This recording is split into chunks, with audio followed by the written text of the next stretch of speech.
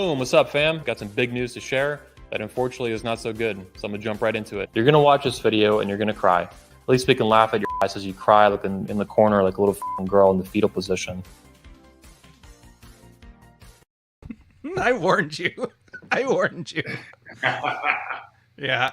Dude, it's the best thing ever. For your podcast, I cannot wait till people start throwing shade at you, and then you get to just make advertisements out of it. I'm telling you, the stuff is golden. Oh, yeah. But we'll see. We'll see. You never know. That's right. So, yeah, hey, guys, welcome. Red Morning, you know the deal. It's Saturday morning. Hope you're enjoying yourselves. If you guys aren't having a workout, why aren't you? You better be having your morning coffee, or at least taking your morning, I guess it's 30 seconds in. I can swear. Yeah, it's your morning shit. So, we got a funny one here. It's good. Fort Worth Playboy. You guys, if you follow me on Twitter, I guarantee you've seen him and his, I guess I'll call her girlfriend, Playboy Bunny. Yes, correct. As well as you guys just started a podcast. Was it a month ago? 2 months ago? It was about 45, about 60 days ago. Oh, geez, it's crazy. Just basically her and I just talking back and forth about one subject usually. We keep it real simple. Well, maybe the 8 or 9 subject. minutes. Yeah. Dude, actually, it's the funniest thing. So I was doing a little bit of research for this show of like husband and wife, boyfriend, girlfriend, couples talking like dating or red pill and that. Not gonna lie. The fact that you guys actually like look good and have your shit together, I think is gonna blow the competition away, because it's like, do you know how Rollo always bitches about 33 Secrets stealing all his material and like bastardizing it? It's like the dating version of that. That's your competition. That's very funny. See, 33 Secrets, I've seen him. And I follow him on YouTube, but I never saw the correlation between him and Rollo. You know what I mean? He puts out some solid information, but I didn't know there was some contention. Yeah, well, honestly, and I shouldn't slam the guy for it. It's kind of like Raphael in the Renaissance. He just, like, everybody says really smart things, and so he takes them all and then repeats them.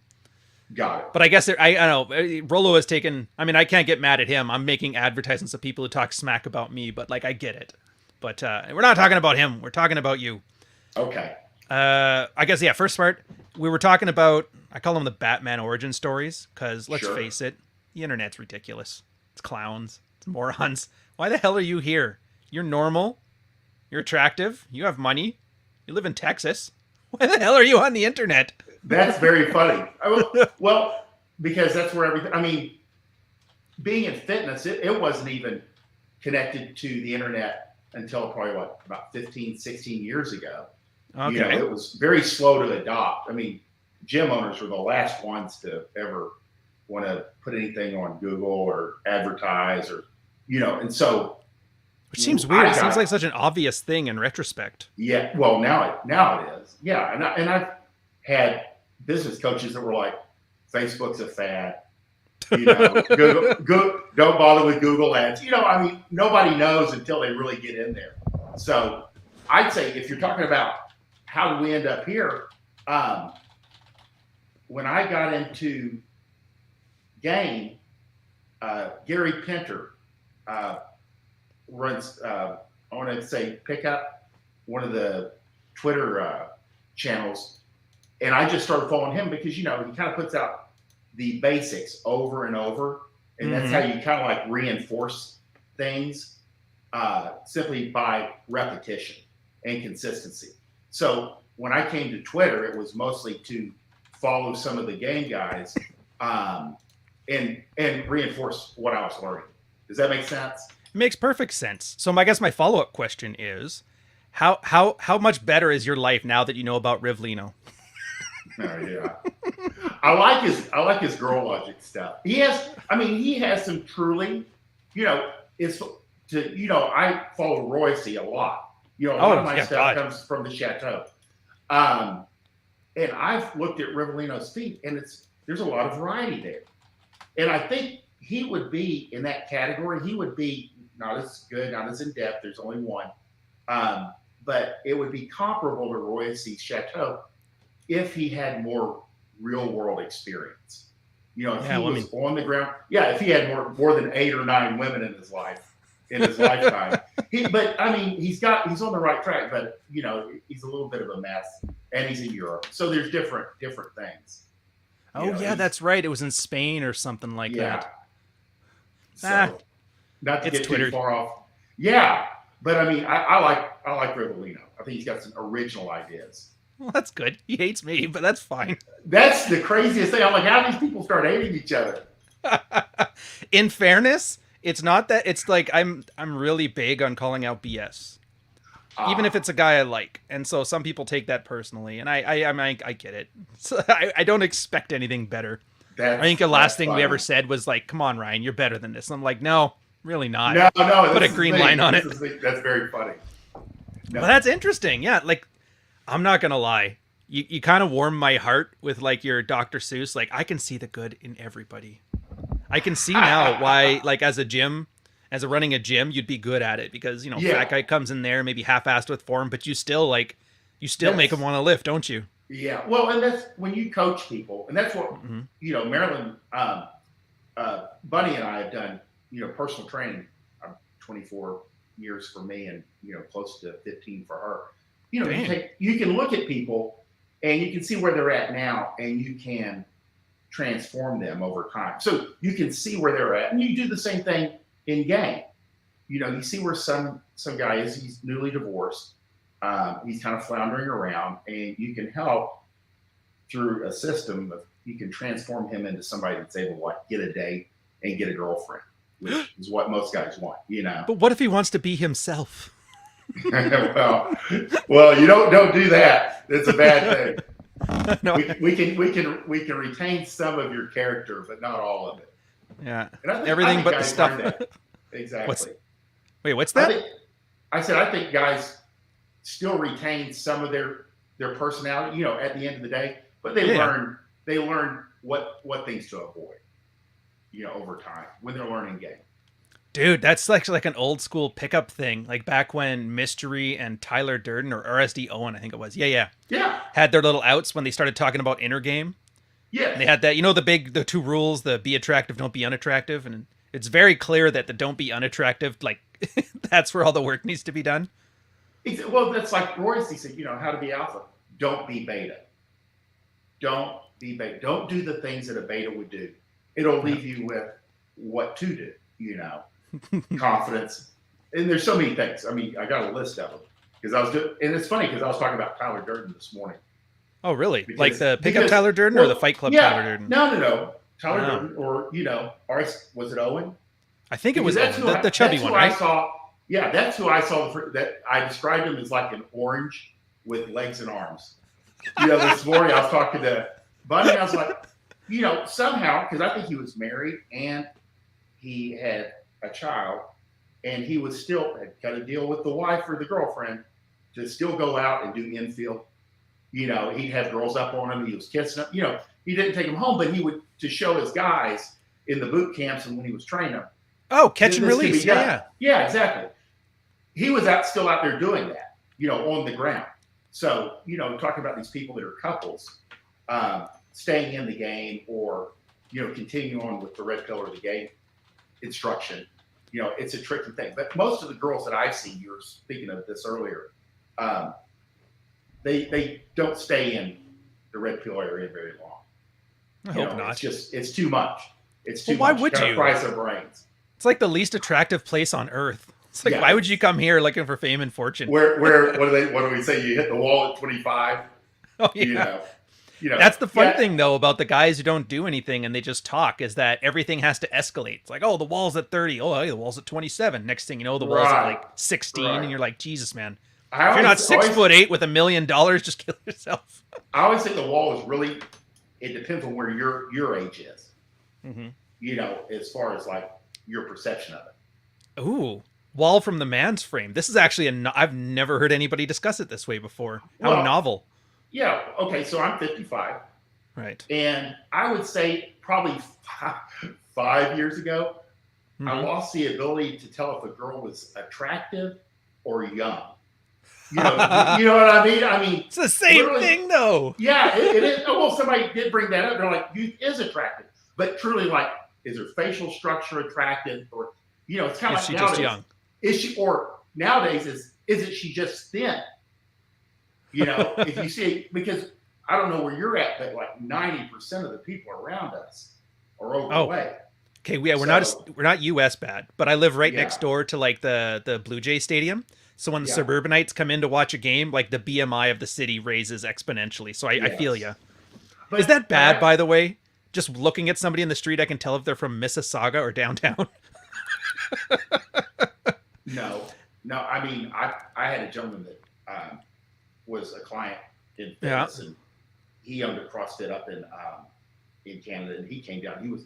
He was just floored by the size of the people walking down the sidewalk here. It's not I mean, it's he not just the just people though. It's your portion sizes. yeah, I can't every time I eat in the States, whether it's Miami or San Francisco or wherever, it's like I'll order an appetizer, split it with my old lady, and then we're full. I don't know how Americans can eat that much. It's physically daunting. It's like yeah, remember the Great Outdoors where John Candy had to eat that 84-ounce steak? yeah. It feels like every time I go out in the States. And It's Texas, you true. guys, isn't that your big thing? Is like everything's bigger up here. Like I don't even Well, want to try. here's the kicker: is I don't know any different because I've been here my whole life, Right. except for like you a stint in the Navy. I did um, a stint in the Army. That's the only time I've been away from, Texas. Oh, I was okay. even stationed in Texas for a little while. So yeah, I mean, I'd say that people have gotten bigger even in the last 10 years. It's just gotten absolutely out of control because I'll see even in my neighborhood, which is a pretty affluent, downtown neighborhood, the younger girls are bigger than their moms. Jesus. And that's. But you were asking earlier, the wall as far as Yeah. comparative to where, I think for a 40-year-old guy, you see it over time. It kind of moves. You can see girls like Bunny. She's 44, fit and attractive. Mm-hmm. But you always compare. You say, and you see these celebrities that do take care of themselves and have good genetics and the money for upkeep, but they're still not as attractive as their 18-year-old self Yeah. because that youth just brings those extra 1 or 2 points. Well, I think that's what everybody misses about the idea of the wall. They think about it like as a revenge fantasy. Oh, that'll teach her. She's going to be 30 and nobody will like her. And all that is just there's like a demarcation line between your hottest you're ever going to be and then like not as hot as that again. That's very interesting. I know it's like jumble. I got to get better marketing for the term, but yeah, it's just like a Yeah. demarcation line there I'm seeing, and it doesn't mean somebody's not attractive either. That's the thing. Post wall, you can be hot, just And not what as would hot you- as 18-year-old you, like you said. What would you say generally is the age for the wall? And how old are you, Ryan? Oh, I go Evo psych on this. I just say it's between 32 and 37, like the Okay. egg carton model. Yeah. Because then everything else, then you start talking about the HB scale and it's subjective, and some guy's ego will get into it. You know me, every girl's a 4, a 5, or a 6. Everything else Yeah. is ego investment. Very interesting. So I just keep it to the science, and I just try not to think about it too much because, Right. as a sexual strategy, all that means is just date younger if you can. If you can, yeah. if you can handle the upkeep. Well, yeah, You know. there's that too. Yeah, there's so much that Well, goes into it. Damn it! I was gonna do this later, but I'm bringing it to it now. Speaking of, you're saying, can you handle the upkeep? You were talking on Twitter about, what were they, the kind fives or something like that? Because that's one thing about your Twitter I Affluent love. fives. Thank Yeah, you. where you live in an affluent neighborhood, so you see what people who have made money and have made it are doing, and it's completely different than what people say rich people are doing or what brand new guys who just come upon money start doing, like the new money stuff. That is correct. Yeah, you're like, nobody here's buying spinners on their rims, nobody here's wearing Versace shirts. No. But I wanted to pick your brain a lot on the fives, the rich guys with their 5 wives. The affluent five, we call the affluent 5, 6. That's the one. Yeah. Well, you see them in the gyms because they're moms that are in their 30s, 40s, Mhm. and they're fit, but facially they're not attractive women. But they are attractive in their own way because when they're pleasant, they're good. They're fun to be around. Pleasant personalities, well mannered, well taken care of, well maintained. Good people. And social. Exactly. And I think that most of them went to college to get the MRS degree, which is not unusual in these areas, especially Texas, I guess. Oh, there's some Zoomers here. They may not know what an MRS degree is. You might have to explain that one. Girls that go from high school into college, they don't ride the carousel. They simply say, I'm looking for my husband. And they might party the first year, but it's year 2, 3, and 4 because they want to get married the summer that they get out of college. And basically all they do in that crew is go to weddings for the next 5 years. All their friends are getting married. But in my neighborhood, and they all do personal training and they all take care of themselves because that's part of the deal. And almost all are stay-at-homes, but a lot of them will have their degrees or even advanced degrees. But at the end of the day, they're not facially, stunning women, but they're attractive in their own way. In other words, they have game. Yeah, and they know where their strengths lie, and they're getting married and they're staying married. So I wish I could remember. What we see. I can't remember who it was that said this one. It was something about going to high school and all the hottest chicks were still single after 25, 26, but all of like the average and ugly girls, they all got married right away because like they don't have the looks to coast on, so they had to focus on the pride. I wish I could remember who said that. It's interesting. It's just, yeah. And it makes sense. Yeah. The girl, Well, you just said like a lot of girls, I can't tell if they're hot or they're young. Exactly. And if a young girl is like self-aware, she probably can tell herself which one she is. Oh, girls know where they fall. Yeah. I think on Twitter, everything gets amplified, and I feel bad for some of the younger guys. They're dealing with like Instagram, and there's so much, these girls are getting their egos pumped, but there's just so many people. There's so many girls. It's like when people say, well, I'm going to have to leave the country to meet a girl. I'm like, there's what, 35 million here in the U.S. I mean, surely you can narrow it down to one. But that's a real deal. I mean, what questions would you have about Affluent 5s in particular? Me personally? Yeah. Or them? They know exactly where they're at on the scale. They protect their position. And it's like getting a corporate job that you're going to keep for 40 or 50 years. They know exactly where they're going to be. Well, that's what the game used to be. I think that's where everybody's going wrong now. And I think, like, I know Fresh and Fit, they love talking about how these hoes just ain't nothing. Meanwhile, they're living in the OnlyFans capital of America. It's like, what did you think you were going to find there? But that's funny. Yeah. The part that gets me is they don't have finishing schools anymore. So I don't know how girls learn it other than they have a mom who did it and can show them. It's almost becoming like a trade, like electrician or carpenter, cobbler. Wife thought, I don't know. They do tend to all run together. You know what I mean? I mean, we have good public schools, but most of the kids go to private schools in Fort Worth itself. Really? Are these Catholic? Because here they all have to be Catholic. No, they're just for profit, and they've all been here. These are private schools that have been here forever. Oh. And I mean, the public schools are good, but generally they all kind of like date within their own circles. The girls. Fair enough. The girls. So it's almost like a social stratification thing. So yeah, but the key is though, what is interesting is you can take a public school girl from like a small town, and if she's savvy or if her mom's savvy, and she can get into a private school, private Christian college, that's where she can meet an affluent husband, and she's on her way. It's you can move up the social ladder. Would you say that women are more able to move up and down the social ladder than men? That's a good question.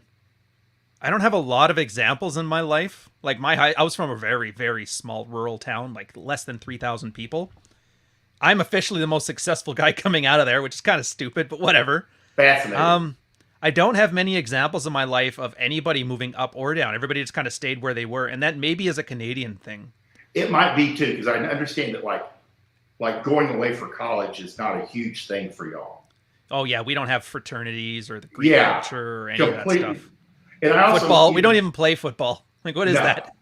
No. And meanwhile, you guys apparently you have like scandals when high school football has like betting, organized crime and stuff. It's insane to hear about. It's huge. It's huge here. I mean, sports is just big in the more affluent areas too. Right. It's a good way to have. And Texas is big on football. But that's what I also enjoy the first time I noticed that there was some difference between Canada and the U.S. was working with fitness professionals from Canada. They tended to be better educated, more stable, and had better outcomes. By stable, do you mean like with the drogas, or they tend to have stable businesses, not a bunch of up and downs. Very, very. If I do that, if I do A, I'll get B in return. In the U.S. in fitness businesses, there's not always a guarantee. Like I could do something exactly as somebody does in Madison, Wisconsin. I can run the exact same ad. Mm-hmm. He's getting 5 or 6 people a day. I might not ever get anyone. Really? It's not predictable. It's why it's, you know, you have easy businesses, you have hard businesses. Hard businesses aren't predictable. And what I noticed with Canada is if we, you know, when I was doing fitness business coaching, if we told them to do A and B, they'll get C. And they would actually do A, B, and they would get C. It's not always guaranteed in the US that they would do that. But you work with a more professional group of people. Interesting. So I can almost see that. Like you'd think, because Canada's more spread out, but we're more kind of homogenous too when you think about it. I guess compared to the States. Yeah. I mean, we don't have different, like Wisconsin and Texas. That's a completely different accent even. So Exactly. Plus you guys ended up fighting a lot of wars. We have the Quebec. I think what works in Quebec doesn't work anywhere else, but that's it. But they don't care. They get transfer payments. So Alberta basically pays for Quebec to be socialist anyway. And again, and you guys have like universal health care. You know, a guy goes out on his own. Well, but bear with me. Oh, okay. Not having any insurance in the U.S. is like playing without a net. You know, these guys that are let's say he's an accountant and he decides I'm going to open a gym or I'm going to go become a personal trainer. He's paying $700 to $1,000 a month for health care. That's just for coverage. That's not including the deductible. So you don't have a net, you know, for your day-to-day life. Whereas, you know, having that universal health care, you may not use it, but it's there in a worst case scenario. Well, what's your tax profile like though? Because that's the difference in Canada. Like even right now, my tax profile, and I do my best to minimize it, it's still 30-40%. From what I've seen in the States, you guys have like no state income taxes, no federal. Like I don't even know how much tax you pay, but apparently it's nothing. Like, is that about right or no? Or am I just like reading too much Bill Maher? Maybe a little bit too much Bill Maher, but I've had an accountant so I don't see a lot of this stuff. Mm-hmm. I've had an accountant for like close to 20 years. Does that make sense? So a lot of things, I don't know how it's done at this point in my professional life. Right. I write a check once a year. I sign the check. Is it a big check? It can be. Oh. It can be. And that's the thing with fitness is that it's up or down. I mean, when we had COVID, I was out 30, 40 grand a month upside down. That's right. Oh, there's the big difference. You would have hated it here. There was 15 months where I couldn't go to the gym in my own building. Like they had shut down anything to do with fitness. People were gaining weight on an amazing. Some of the guys that my wife works with, 40 pounds they had gained in that time. And it happened in the U.S. too. I mean, we were only shut down for like 3 months, but you know, it scared a lot of people. And you know, anybody over 50, you know, they were definitely more cautious. Yeah. And a lot of people, you know, once they hit about 40, they may not have a high risk themselves, but they have a like elderly parent living with them, or they're taking care of an elderly parent. They're having a lot of contact, so they're more cautious.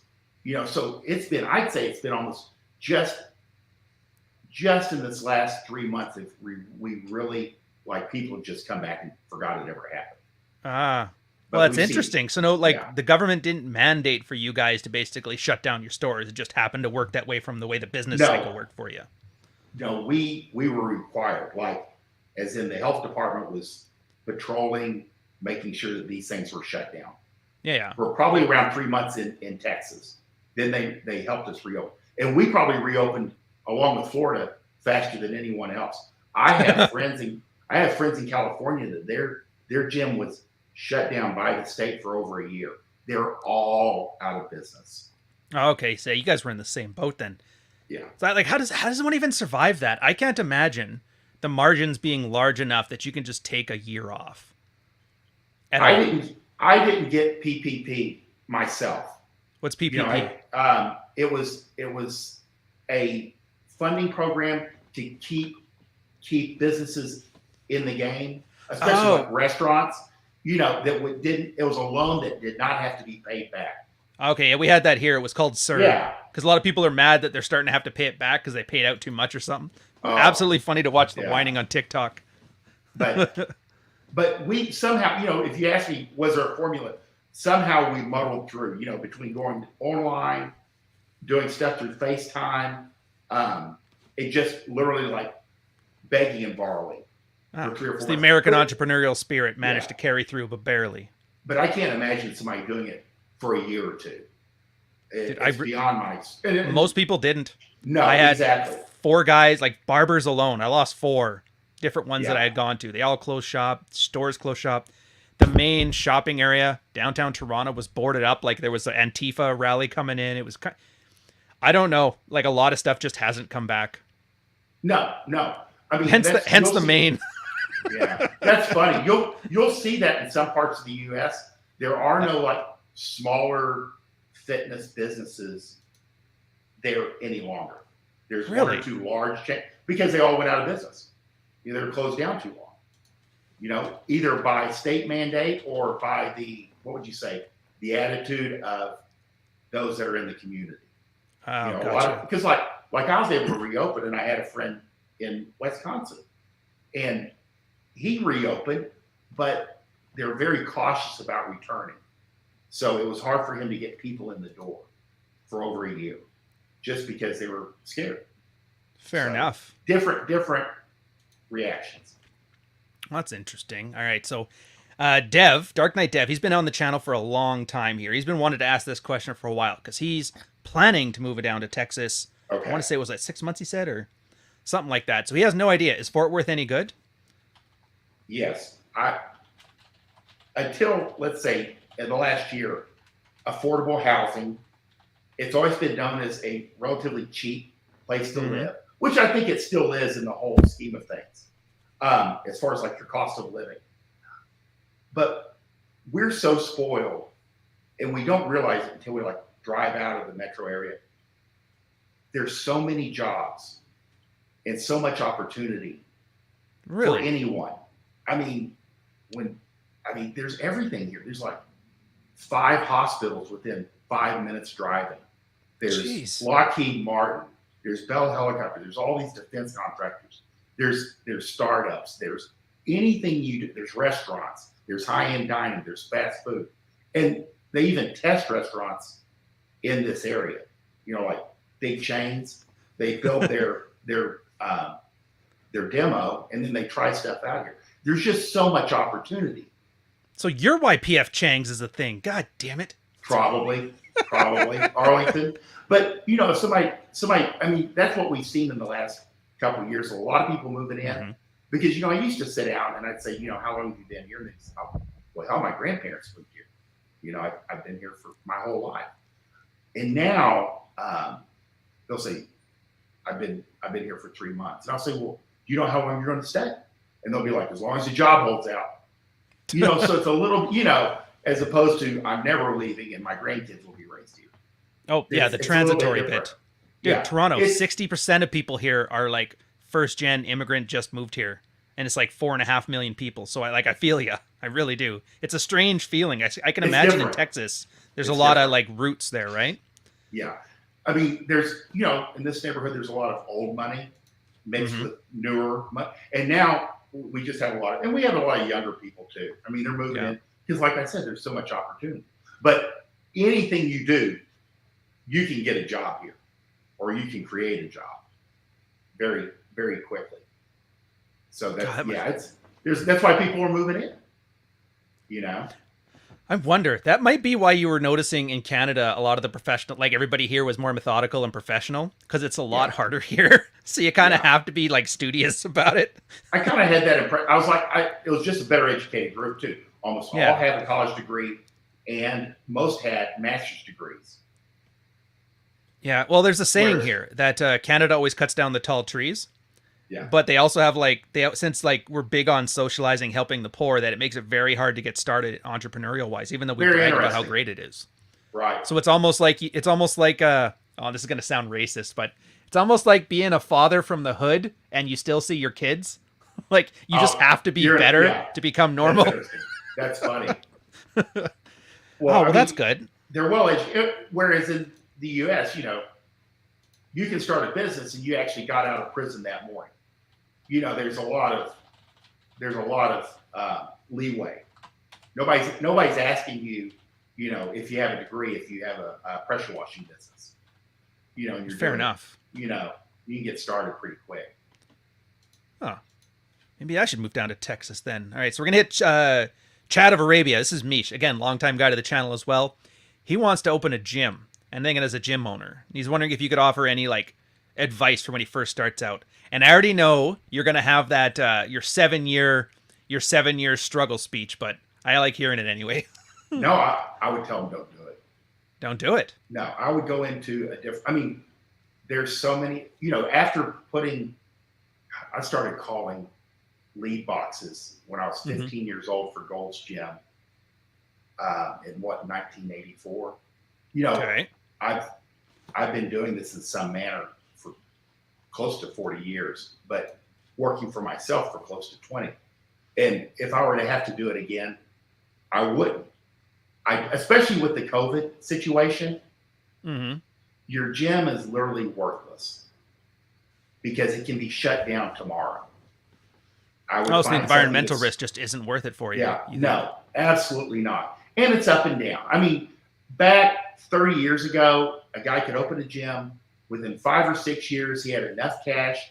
He could buy the building he was in, and then he would be out of the fitness business and own the building within 8 years. That was the plan. That was the game. It was always a real estate play.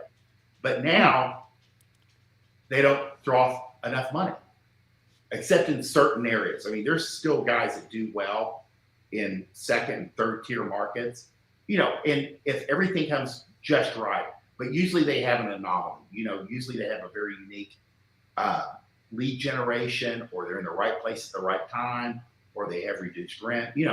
There's always an anomaly, but I would not recommend it. I would recommend, because if you're going to have to, we start at 4:30 a.m.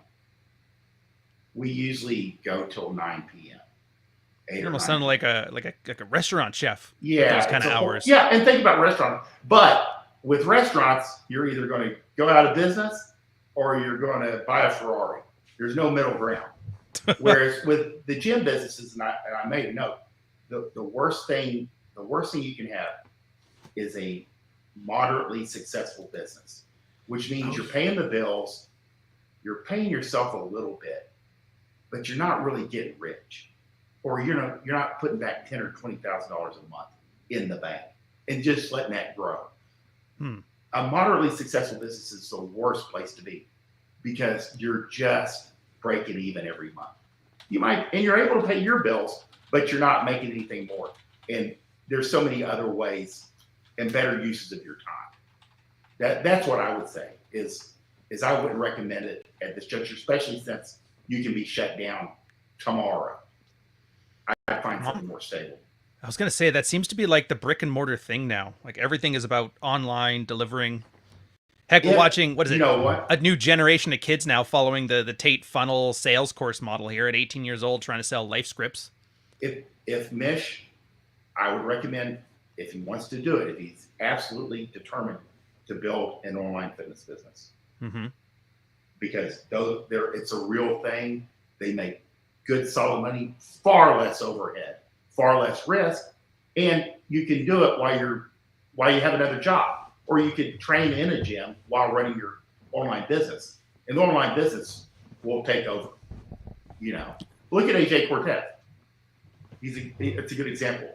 Speaking of guys who fucking blocked me, he doesn't like me either. Oh, yeah, Brian. you gotta be more like Switzerland. You gotta get along with more people. Yeah, it's fair. That's fair. I don't know, you know what? It's that whole like anti Anthony Johnson Rolo thing. Everybody picked sides, and Yeah, I went Team Rolo. Yeah. You went Team Johnson. I still stand by my decision. Fascinating. But yeah. Yes. Well, but that's, and let me convey, I'm not shitting on the whole idea, but Yeah. I would recommend start an online business because it'll give you all the benefit. You want the money, you want the experience of helping people, and you can do both without the risk and the huge overhead. That would be my suggestion. Yeah, well, that's a good one. I like JD here with his 5 pounds. How badly can a 90 IQ civil servant damage my business model is now a genuine question you have to ask yourself. Imagine the times we're living in where that's like, I get it. Oh, well, whatever. But no, so I like it because a lot of guys, I don't know, because you've never done like corporate stuff. You've been the gym and that's been your business. You've run your own business. That's your 40-year thing, right? I worked for Gold's corporate, as a regional, probably for about 3 years. So I've experienced it. Okay. Does that make sense? I mean, no, I get you. Yeah. I mean, same. I only did like maybe 5 myself. So Yeah. I'm not going to speak as an expert. Carl was great for this, but I'm noticing this. So I worked for financial industries, and that's kind of the big industry in Eastern Canada here. And a lot of them were hiring like women a lot. And they just weren't hiring men. Even I'd be in the elevator and girls would just be openly, yeah, they hired me for some diversity thing, which is great. Now I hope to, as always, sleep with this guy, maybe get married to a director, or maybe use this and leverage it to get to a McKinsey & Co. directorship or something. It was just insane. And there's like no guys here. It's almost like you want to do pickup. I know Toronto's the place where pickup came to die, but it's all women with the same tired eye look because they're working 12 hours a day. I almost think that's why they hire women, is because women will follow direction better and guys keep wanting to have like a life. It's true. And they won't do it without guys won't do it without being paid. Mm-hmm. You can't ask, because I had a girl that was a client that after she got off work for the advertising agency, she always went to junior league, or she went to a charity event, or someplace for networking. And she said, there's no man in my business that would go do this after hours without a pay raise. So guys always want to be paid for the time, and women will just go do it. I definitely agree that they're we always say, the corporate harem. You have like 3 guys at the top, and it's all women beneath. It seems so true, but it's weird because everybody loves to, again, the Twitter thing, right? They blame it on the patriarchy or feminism or whatever, and it really just seems like a race to the bottom. Women are willing to do the worst jobs for less pay, so they're the ones getting hired. But then guys aren't going to start a business in like a downtown metro area because the cost to start up is so expensive, and so you got this weird segregation.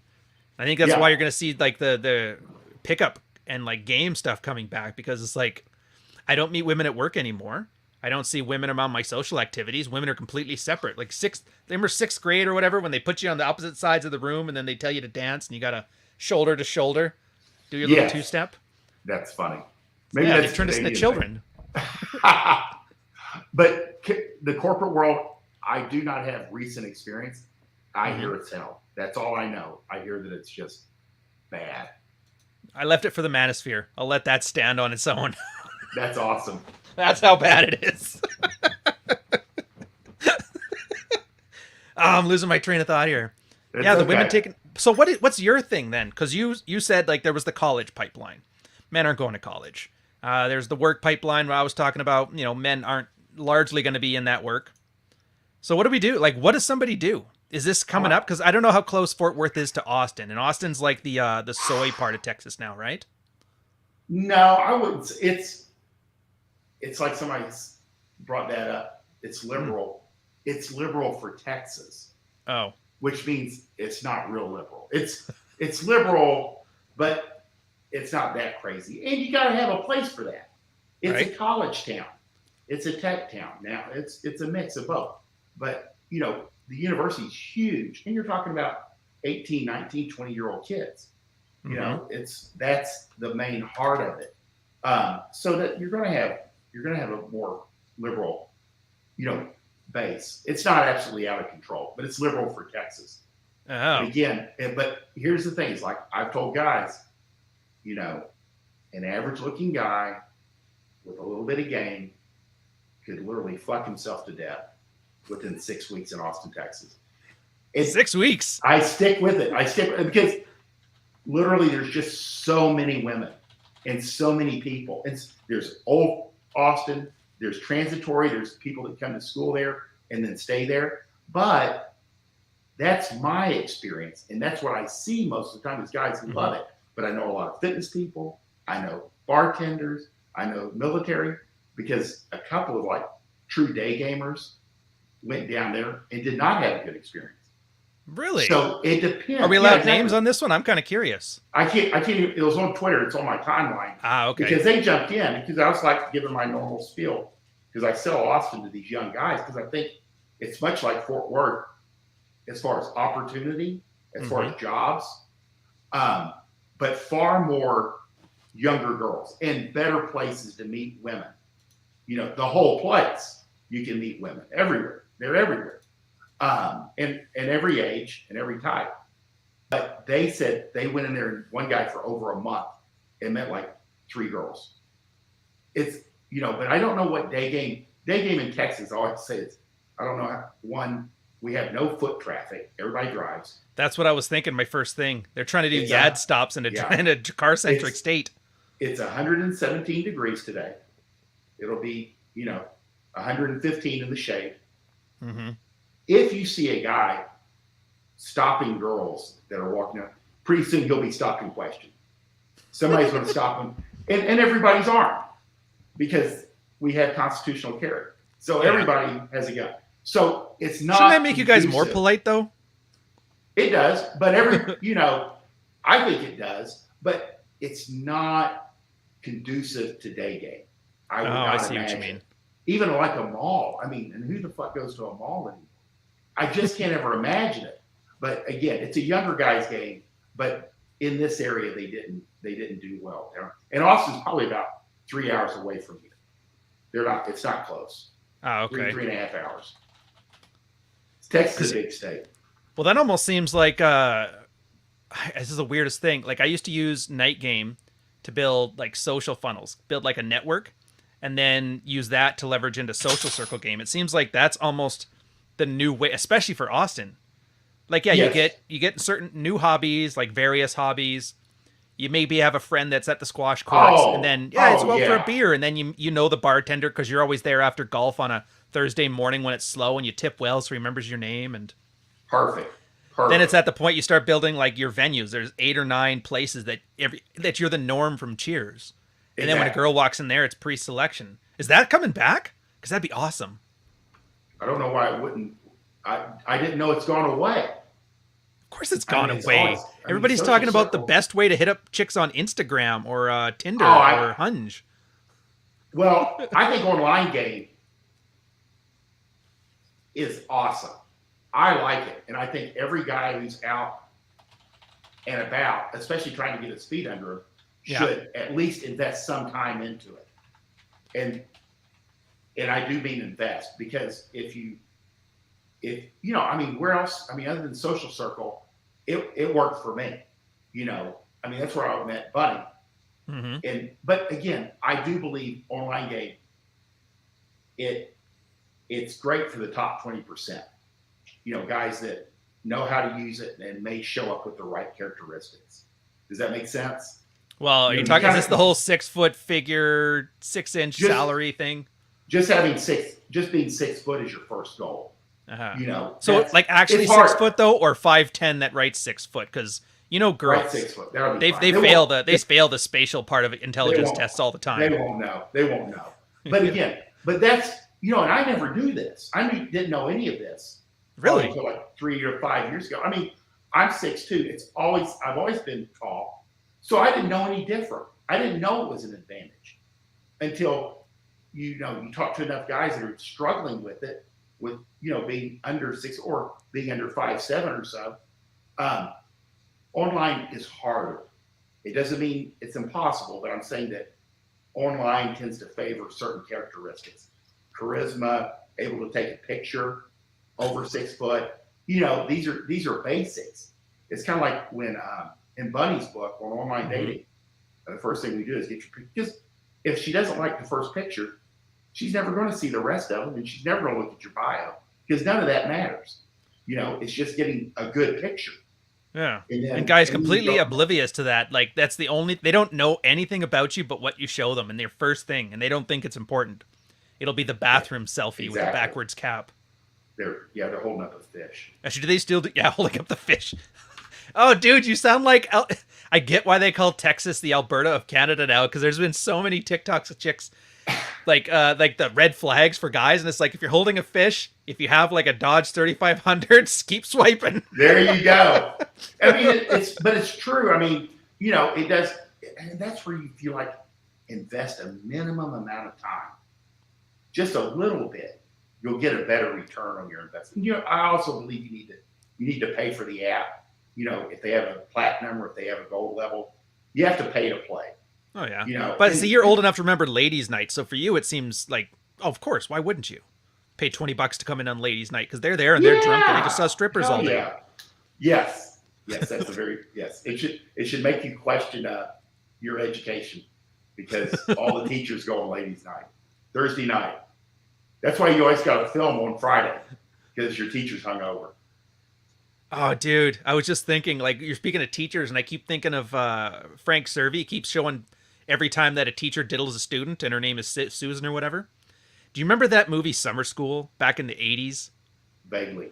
Yeah. Do you remember that, where the kid, he was always tired, never did good, so he had to do summer school, and he was a stripper on the weekends, and that's why he kept failing his courses. He kept running into his teachers there. That is funny. Well, that's the thing. You know, we were talking, you know, if a guy, let's say he goes to a new town, I mean, and you want to meet girls, get a job as a bartender at a decent place, you know. Mm-hmm. It's hard to fail, you know, even if you don't know how to pick up women. You're going to learn, you know. I mean, that's the thing, is you have to, like, put yourself in the right places. Just don't fail on the same thing twice. Like, learn from your mistakes. Yeah. It almost seems obvious, but yet here we are. Like, how many YouTube videos are out there telling guys the absolute obvious? The trick to approach anxiety is to talk to girls until you stop getting anxious. Here's my Gumroad course. Here's my Lambo. You're like, Jesus. Yeah, I mean, it's kind of like, I was reading one of the things on Roy said, you know, you got to start with a smile. If a girl can return your smile. And then, you know, you have to go with your first wins if you're new. You know, it's the little things. It's like you can't walk into the gym and squat 405 your first day. You kind of have to work your way up. And I think a lot of guys forget that, even when it comes to women. You know, there's naturals. Some are born into it. And then I don't think they are, though. I think they just learned earlier. Like, when you're 13 and you look like a full-grown man and all the 13-year-olds are over you, it's like you can't help but learn. But I don't think it's natural.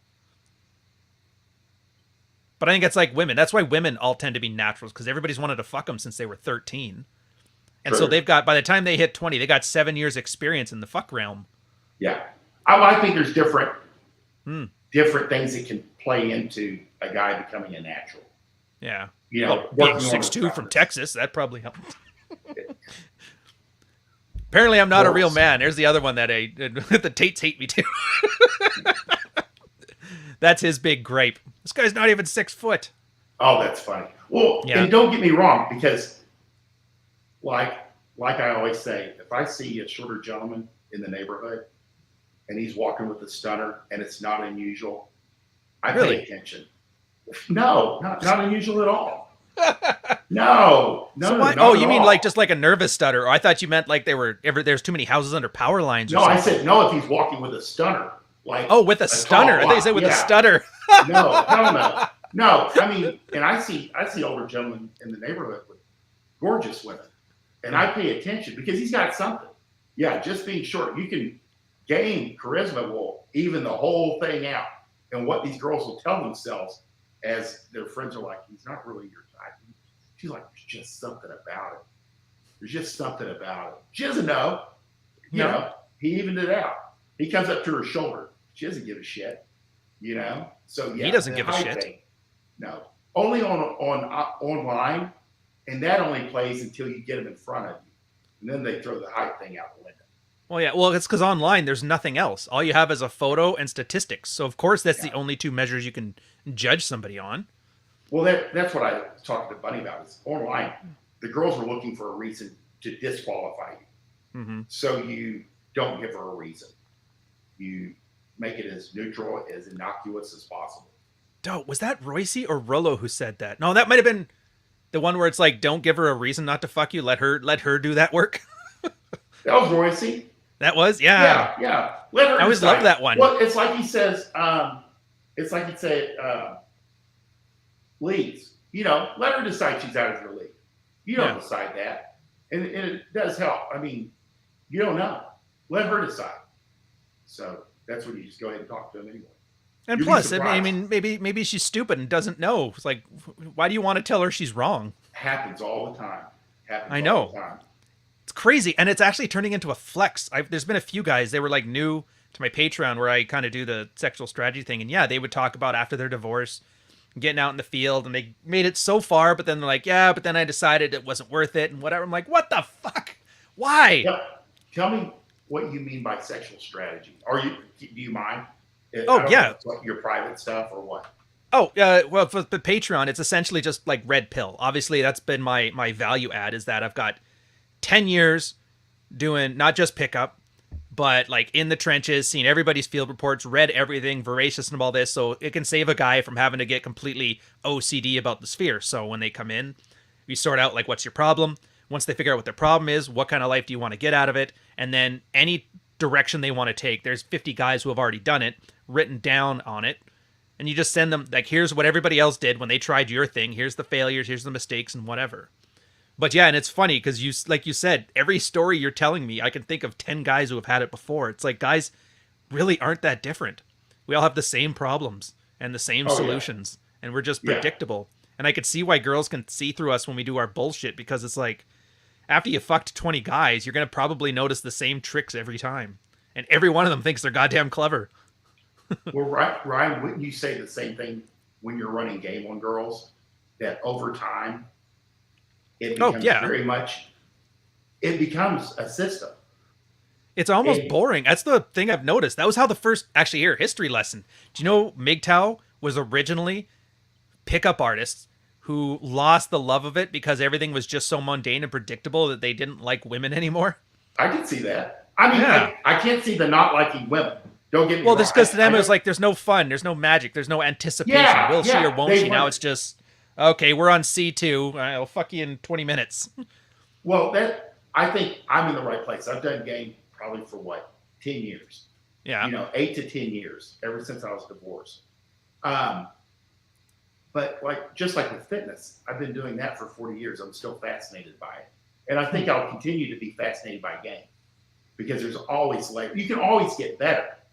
There's always layers and layers. But it is very enlightening when you start realizing, always women are a mystery. Well, they're not. No. Nope. If you say certain things, you do certain things, you'll get the same reaction from most of them. And kind of like I said, game doesn't work on damaged women. If they have an aberrant reaction, it's not you, it's them. So, and it helps you sort and filter out from girls you don't want to be around. Well, I think that's why guys have back to the jade, not the jaded part, I'll go back to that. But I think the first part is because guys, they want to know the why. Like, what is she thinking? What are her motivations? When the way you describe it is like a process, which is most likely why guys like you and me still enjoy it after all this time. It's not it's just a process, but you can get better at the process. There's always something new you can learn. Maybe there's something you haven't seen in a while. It comes back out of that. But a lot of guys, when they're so focused on the motivations, they can't figure them out. And so they have to make up their convoluted theories as to why she does this. That's how you ended up with green lines. And if a girl wears Vans, she belongs to the streets. And the colored hair means she's trying to poison you and all that other nonsense. I think one of the first revealing things for men, especially if they start running a number of women, is, when you get ghosted, at first you're like, well, fuck, what did I say? What did I do something wrong? Should I have not done this? But 99% of the time, it has nothing to do with you. If an ex-boyfriend came back in the picture, her husband came home, a better prospect came along. She could pick up and leave the state. It does not have anything to do with you. And then quite often over time, if you talk to these girls, because if you stay in the game long enough, you will run back into girls and you'll go, where the hell did you go? And they're, oh, my ex-boyfriend came back in the picture, and she, he's the father of my kids, and I've got it, I mean, and you're like, it had nothing to do with me. So that's the deal. It's 99% of the time, her actions had nothing to do with you. Which is funny because that's like a narcissism thing, like an unhealthy narcissism where you think everything revolves around you and the motivations, like everything comes back to you. Well, I almost think it's almost like a mental health thing then, where you realize, okay, the world's not about me. Things happen that I'll have no control over, and I'm just cool with it. Yeah. Well, so you're almost becoming a psychiatrist at this point. Yeah. A fuckxiatrist. I don't know what the name of it would be, but I think that'll be the one. But most of all, it's so these guys don't beat themselves up. Because don't change the game. Don't change what you're doing. Unless, like, none of them were coming back. Then you're doing something wrong. But if you're still getting success and some are not showing back up, that's okay. Because it has nothing to do with you. And you can get stalled. I think that's the big thing, is where you stop treating it as like the notch is the be all end all, and you treat it like a process. Like, I don't know. Yeah. Did you ever get to that point where you used to, I'm assuming you two start where it's like, it's the notches. All right, that's 4, that's 5, this is 10. Yes, 20. Yes. And then there comes to a point where you'll do something stupid. For me, I ran into a girl, ran game on her, and I forgot I had already had sex with her like 2 months before. Like, I didn't even recognize her until she started naming stuff that was in my house. And then I was realized, so what's the point of the notches if I can't remember them all? I don't know. Like, I'm assuming you hit that moment for you as well, or were you always? I didn't, because I probably went out. I mean, when I was younger, before I got married, I always say before I was married, after I was married, I ran through a lot of women. Oh, okay. So you just lost count easy. Yeah, I didn't think, but I was very motivated. Right. I was very, and when you're in the fitness business and it's warm here. It's a good environment. It's a good environment to meet girls all the time. So, I never really thought about the numbers. What I found fascinating after I got divorced was being able to systematize it to where it was very predictable. Well, yeah. Well, you were busy. You have things to do. You're running a business. You have probably very small amounts of spare time. Yeah, and energy. I could go out on Tuesday nights. I could go out on Tuesdays and Thursdays. I had no interest in being worn out over the weekend. So, that's true. You got, You're starting to sound like a sailor. That's exactly why I did it too. Exactly. I got to figure this out because I can't tell her to wait for me to finish a sail to have a second date. Exactly. So what you mentioned plate theory. What's on your mind there? My mind? Yeah. Not so much on my mind. It's more so about the guys, because I think guys assume plates is just casual sex, which, I mean, if you have one plate, it's not a plate. But especially because you're older, you were, a lot of sex when you were young, got married, got divorced, a lot of sex when you were older. Do you find the concept of dating multiple girls casually changes with the age? Or did you think it's pretty much the same thing? I was just stupid back then, or... I know that's kind of a broad plate question, but I'm really curious of your thoughts, because I don't have many silverbacks, so this is the first time I get to really pick one's brain. It's not any different, other than you're more conscious of it the second time around. Does that make sense? It was very natural. Let me put it this way. When I was in my 20s, I didn't even think about the other girls. If I was with one, I would forget that I had other girls running around. So there was never any it was pretty unconscious. Whereas the second time around, I knew I have 2 or 3 running in the background. And maybe it's because we're more socially connected now. Does that make sense? I mean, back in the day before you had a cell phone, when you were gone, you were gone. Oh my God. Don't tell me you're going to be the guy. Do you have the shoebox with the notes taken on napkins written with crappy pencils and stuff? All that? No. No, that has to go out the window when you get married. You got to check that out. But back then we were not as connected. Does that make sense? Electronically. I think. Well, you're not instantly available. Exactly. You're gone, and nobody ever asked, where have you been? It don't work. I've been out. No one cares. And nowadays, I think you have to. Yes. Nowadays, you have to be more conscious of where everyone is in relation to one another. Does that make sense? It may even be you don't want to necessarily run into each other. I mean, there's good and bad, but depending on it's a hell of a way to everybody establish pre-selection. Yeah, exactly. It's just one of those. But I would say the difference is literally there was less communication. Right. So it was easier and like out of sight, out of mind. Out of sight, out of mind. And then nowadays, you've kind of always got to know where all these girls are. I wonder what like when that changed, because I remember Crazers and like the flip phones, the old school there. That it was still, there wasn't the expectation of always being instantly available, even though you had your cell phone on you. I almost want to think it was like the smartphones. Once Apple came out in 2007, that might have been the time. Probably, because around 2000 is when I got married, and cell phones were just starting. The smaller ones. Oh, married in 2001, the second worst thing to happen that year. Too soon? Fair enough. No, that's fine. I've been divorced. I've been divorced for like 10 years now. Oh, I thought you were getting miffed about the 9/11 joke. No. No, you can't see me. That's the unfair thing here. Yeah. I'm laughing. I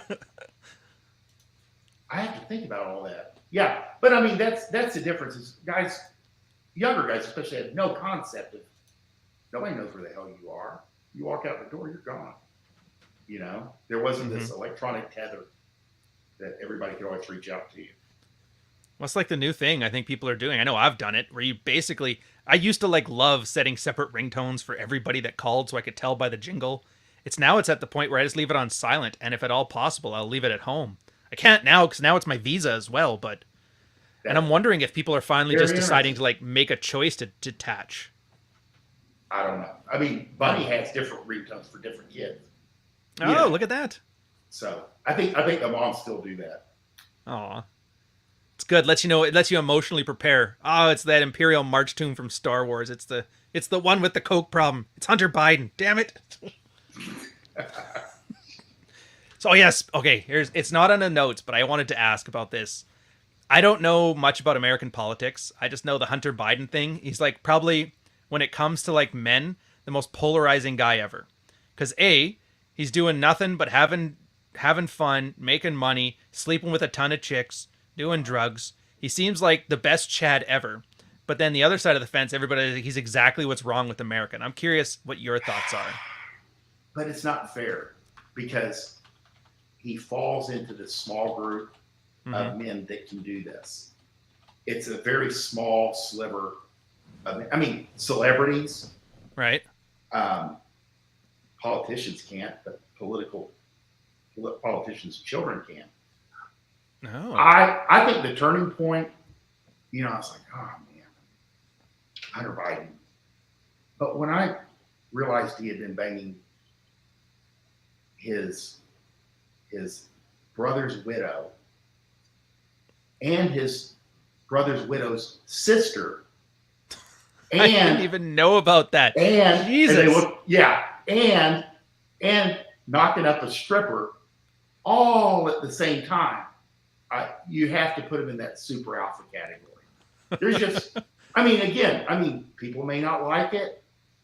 I don't know about his financial dealings, but he is what he is, and you can't say it's not effective, I guess. No, it's like do you follow Delicious Tacos, which I can't believe I'm actually saying. Oh yeah, dude, I love Delicious Tacos. He was straight up. He goes, your wife would fuck Hunter Biden within 20 minutes of meeting him. There's a 100% chance. He is like catnip to women. And the proof is in the outcomes. And again, he's batting 1,000. There's the proof. The widow was a perfect example of an affluent five. The whole family. That's what you get out there.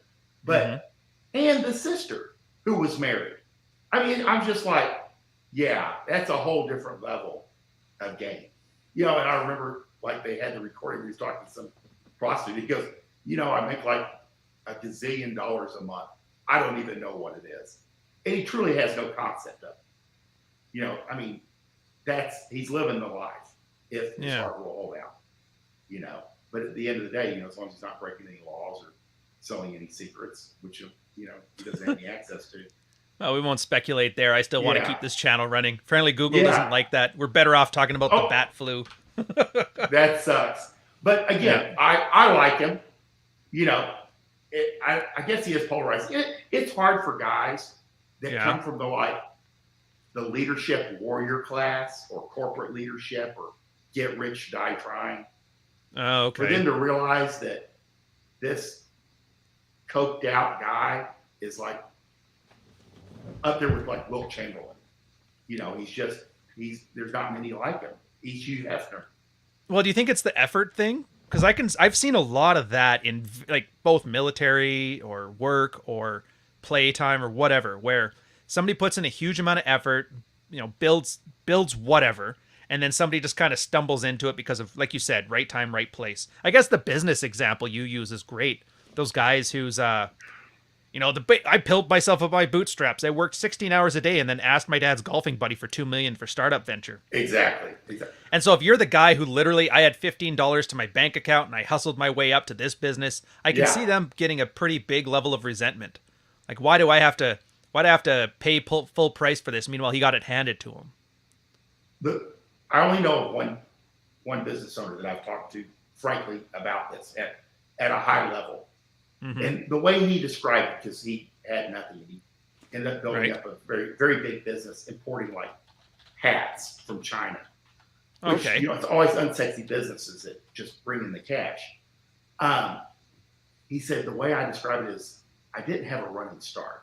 The guys around, doesn't mean you're going to win, but the guys around him had a running start, and that's how you're starting it behind, and they've already got momentum because they have the cash from the family, coaching, people with experience, and connections, and it just moves faster.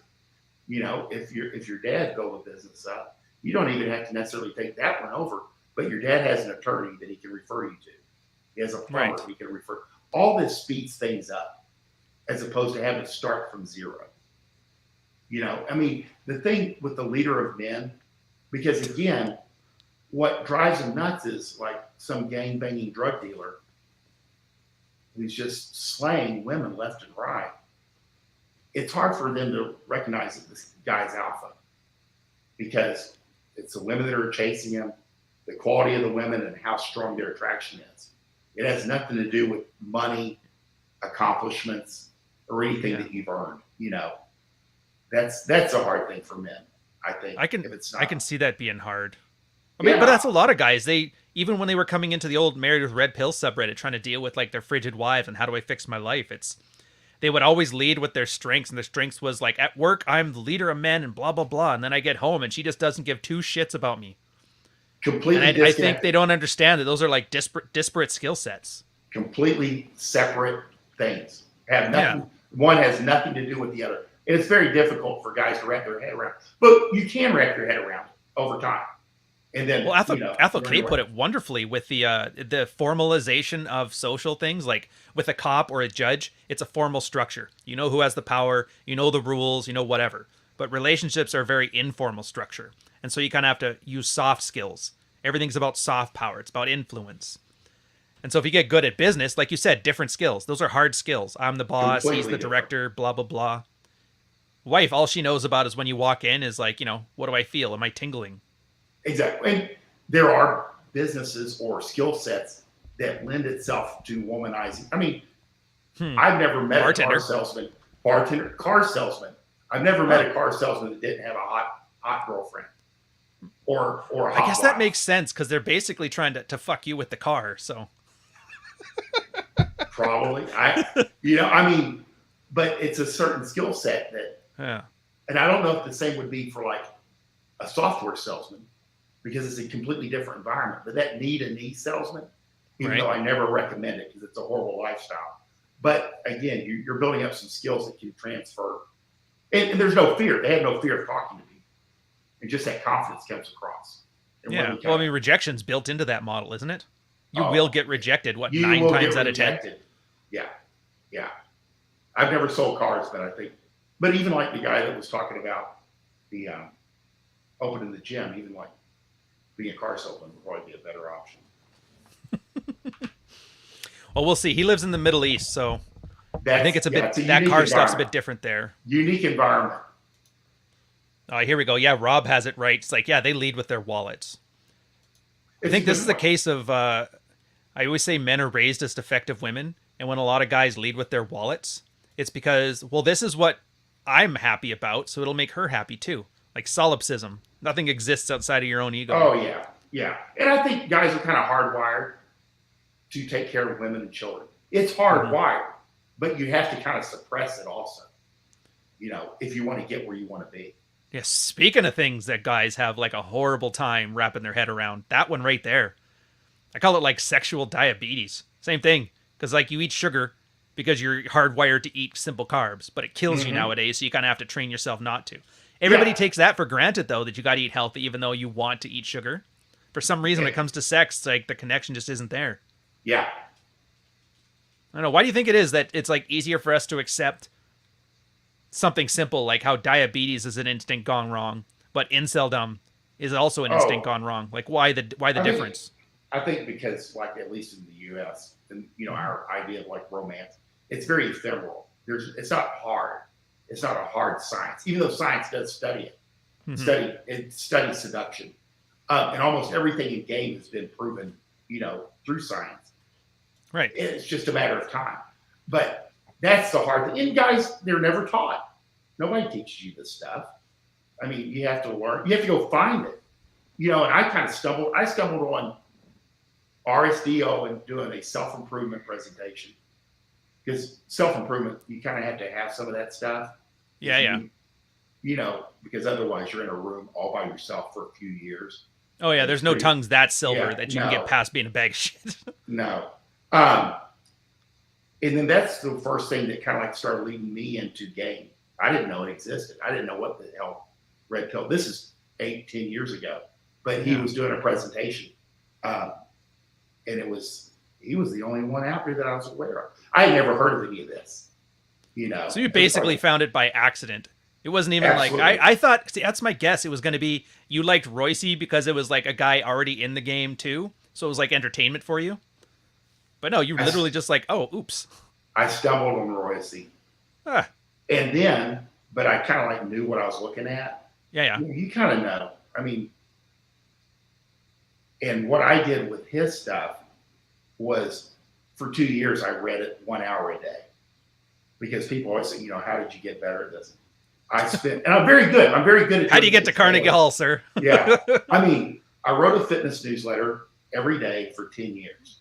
Mm-hmm. I shot video for fitness every day for 2 years. That's what, that's why like when me and Bunny get on video or on the podcast, we're pretty comfortable because we've done this. She shot her first fitness video in 2009. Oh, okay. It was more like a life coaching thing. But none of this is new stuff.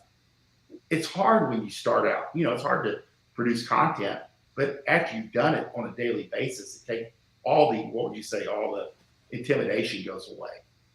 And Yeah. that's what I did was with Royce. It's just a stuff. job. It's just a process. Yeah. And so with Royce stuff, because I knew it was a unique voice, and I Mm-hmm. don't think anybody touches it now still. And I spent an hour a day for 2 years, just kind of immersing myself into it. And I still read other stuff too. I mean, Rollo stuff. It all ties together. Yeah. Well, they all tied yours- together. More often than Yeah. not, these guys were referencing each other as they were writing. It was literally quote tweets Well, before a quote lot tweets of- were a thing. A lot of the commentators on Chateau ended up being big game guys. I think Rollo may have even started as a commentator. Yeah. there. Oh no, he And I know a did. I couple- remember this because his Corey Yeah. Worthington thing about the Alpha Buddha Yeah. was like a big thing. Yeah. I mean, and these, people don't, because you did a history of game, and I haven't ever seen anyone else reference the history of game ever. Which is I mean, that's- crazy because it's like, Well, how are you he's- not fascinated by how like people will look at the history of anything, Yeah, but for some reason Well- this one just nobody touches it. because it's almost so recent if you think Oh. about it. I did like Fair how I liked how you were referring. And it's interesting that you brought up like Frank Sinatra as the old school playboy. I mean, Yeah. truly, married or single, the women loved it. No, and even men respected it. And it was just very. It's a good iconic image that people can work off of. Mm-hmm. And then it jumped to mystery. That's a big stretch. Yeah, the internet You know? jumped. There was a gap. Like, dude, I was like talking with Rule Zero dad, and we were showing him pictures of our dad back when they were slaying. My dad, I got so many pictures of him in like a white leisure suit in the 70s. I Yeah. was like, this is awesome. So My dad was a fucking playboy back in the day. When did you realize your dad had it going on? I didn't, and not until like I was 30, because he died when I was 18, right? Right. Yeah. I have lung cancer, so I'd never seen any of that stuff until later on. Fascinating. I'd moved out. I'd been gone from home for a while in the military, and my mom just had a habit of always sending me photos because she loves that shit. And then I started to notice. I saw pictures of them when they're old. My mom was like a hottie, and he was sitting there with his leisure suit and his Corvette. And I'm like, holy shit. Oh yeah. This explains so much. You were talking about naturals earlier, and I have some theories. You know, I have some theories. Oh. But one of them is, if your dad's a player, you're going to pick up on those attitudes, that casual ease around women.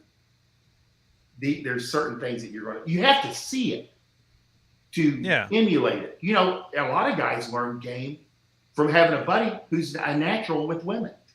When they're in high school, they're like, I couldn't do so well by myself, but when I went with him, I just did what he was doing.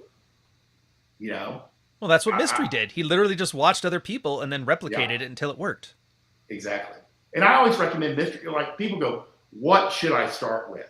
I always recommend Mystery's book because it gives you an outline. It gives you an outline of pickup from the very beginning to all, you know, taking them from stranger all the way to in bed. And it gives them a systematized system they can follow step by step. And then you can kind of like plug yourself into it. You can plug your own personality into it. I call it training wheels for the soul, for sure. Yeah. Guys need an outline. They go, okay, yeah, shit, I need a map. You know, because you just put all this jumbled shit together. It's like when I started reading Royce. Hell, it took me 2 months to figure out what things meant. You know, like AFG, what? You know, I'd have to go. I'd see a word, I'd go, I don't know what that means. I have to go look it up. Oh, yeah, and there was no like urban dictionary, so even that was a task. No, Oxford ain't writing that shit down. No. And what's crazy is, you know, the stuff that we started with they're not there anymore. You know? So it's getting erased. Yeah. Over time. So, it's good though. There's people archiving. So like Dalrock left, but he got his stuff archived. Royce, I know Royce and DC got shut down, and then Chateau Artiste got shut down, but then somebody took it and re-uploaded onto heartiste.org, which was, so I'm really hoping there's a lot of these like abandonware types. Yeah. And it's going to get worse now because now like Facebook has game stuff and Twitter has game stuff and YouTube, but now you're basically set on a platform. And imagine MySpace. Imagine all your game stuff was on MySpace. Now looking back, like gone. Completely out of your control. Yeah, gone. It's all gone. And then you get guys inventing this things like it's brand new. And you know, dude, I was a mystery guy too. Back when I started, it was the mystery DVD got me going. I loved it. And the part I loved the best about it was once I realized that I didn't actually need all the rules, but I didn't know that until I used them. Like I remember my favorite time. I know I'm supposed to be talking to you, but whatever. This is a good story. I was there running game with the girl. I'm like, all right, got the approach, got the opener. Moving on to phase 2, the rapport building, and I'm on to here. And at one point, she just looked over me. He's like, "You don't have to try so hard." That's funny. Yeah, and it was right then. I was like, "Oh my god!" I just started talking with her. Yeah, we slept together. But then I realized it's like, okay, so it's training wheels. You don't necessarily need all 3 steps or all 3 phases of each step, but they're there because these things will come up at some point, and you may or may not need them. But you have to be, but you have to be smart enough to know why. Well, yeah. That's just comes with experience. The nuances. Yeah. Yeah. I think that's why a lot of people hate it, because it takes the magic, like you said, the ethereal, the magic out of dating. There's no feelings. It doesn't feel, oh, I can't believe she picked me. I feel so lucky. Now it's just like, of course she picked me. I ran the cube right at the right time. Well, but my attitude was, these girls have had a shit day. You know, they got a shit job with a shitty boss, probably, you know, running 2 or 3 kids around. Yeah. I'm going to be the fun guy. We're going to have a good time. You know, they're going to have fun. And then you run your script. And 9 times out of 10, they did. You know, they have a good time. I mean, that's what I think keeps you fresh. It's almost like a show. You know, you're bringing the show. So everybody gets to enjoy themselves. So, but for me, it was almost, I had ADD. Like I was bored so quick that I would just do things to entertain myself, and it had the extra effect of entertaining other people. But yeah, you're totally right. Yeah, no, I was able to, because this is the thing, like with seduction, is Yeah. I think you have to focus. You have to focus on what's going on right in front of you. We always talk, like we talk on our podcast, like about the venue and being able to bounce, but you have to focus in on her, what she's saying, her movements. Is she any indications of interest? As you're moving, because you're moving a person from a stranger to naked and in your bed within 2 or 3 hours. You have to focus. It's not going to just happen on its own. Don't have a lot of time. You better pay attention. No, yeah, exactly. So you kind of got to know what you're doing. You got to pay attention. See, it's almost like when I talked to you before, like how you're like a psychologist. Or a psychiatrist. A lot of people can't pay attention. They can't make eye contact anymore. And just the fact that you're getting to this point where they can look at somebody and understand what they're going through based on their body language. Like you took that for granted because you were around in the 80s. Body language was easy because that's all you were raised around. But people now, they don't have, guys, millennials, apparently 80% of us can't name one good friend. Not one. I didn't realize that. It's fucked. It's right up there with like the Zoomers. 30% of them are incels. Yeah, when you hear these stats, it sounds like ridiculous. Yeah, that is crazy, right? You didn't tell me. How old are you?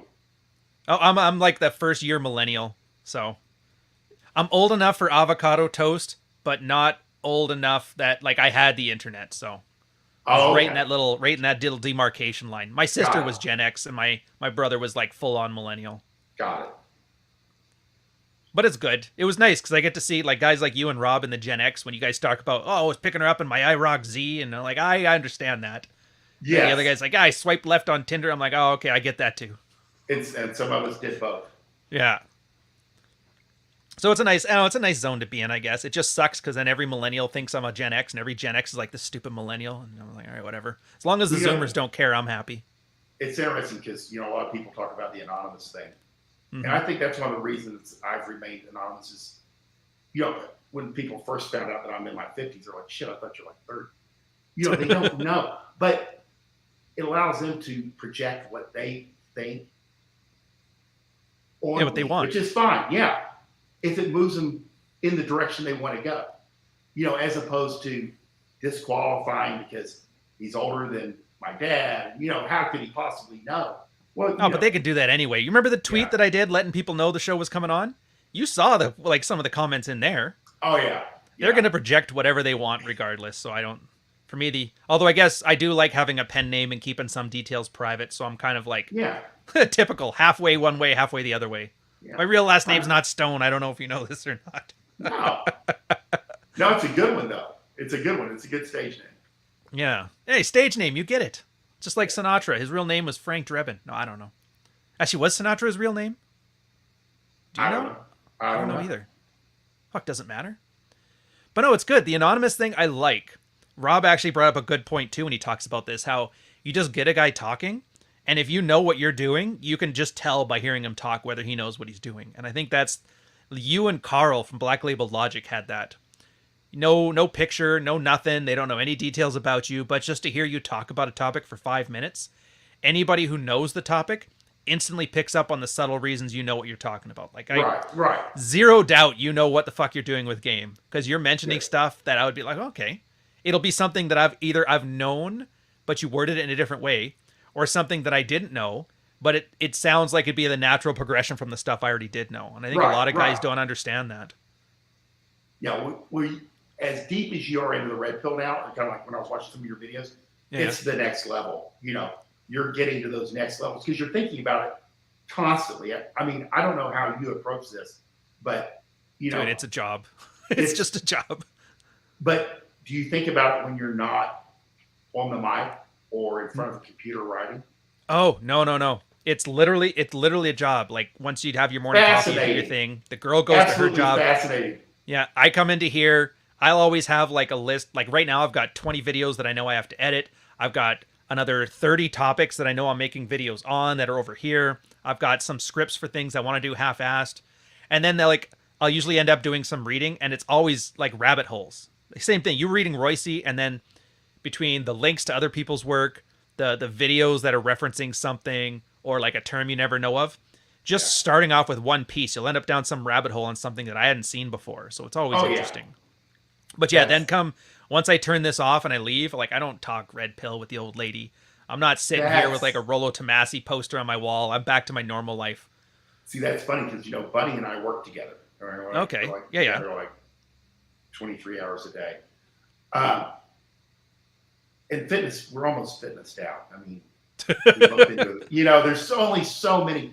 I mean, don't get me wrong. I spent 30, 35 years constantly thinking about fitness, thinking about the fitness business, thinking about marketing for fitness, outcomes.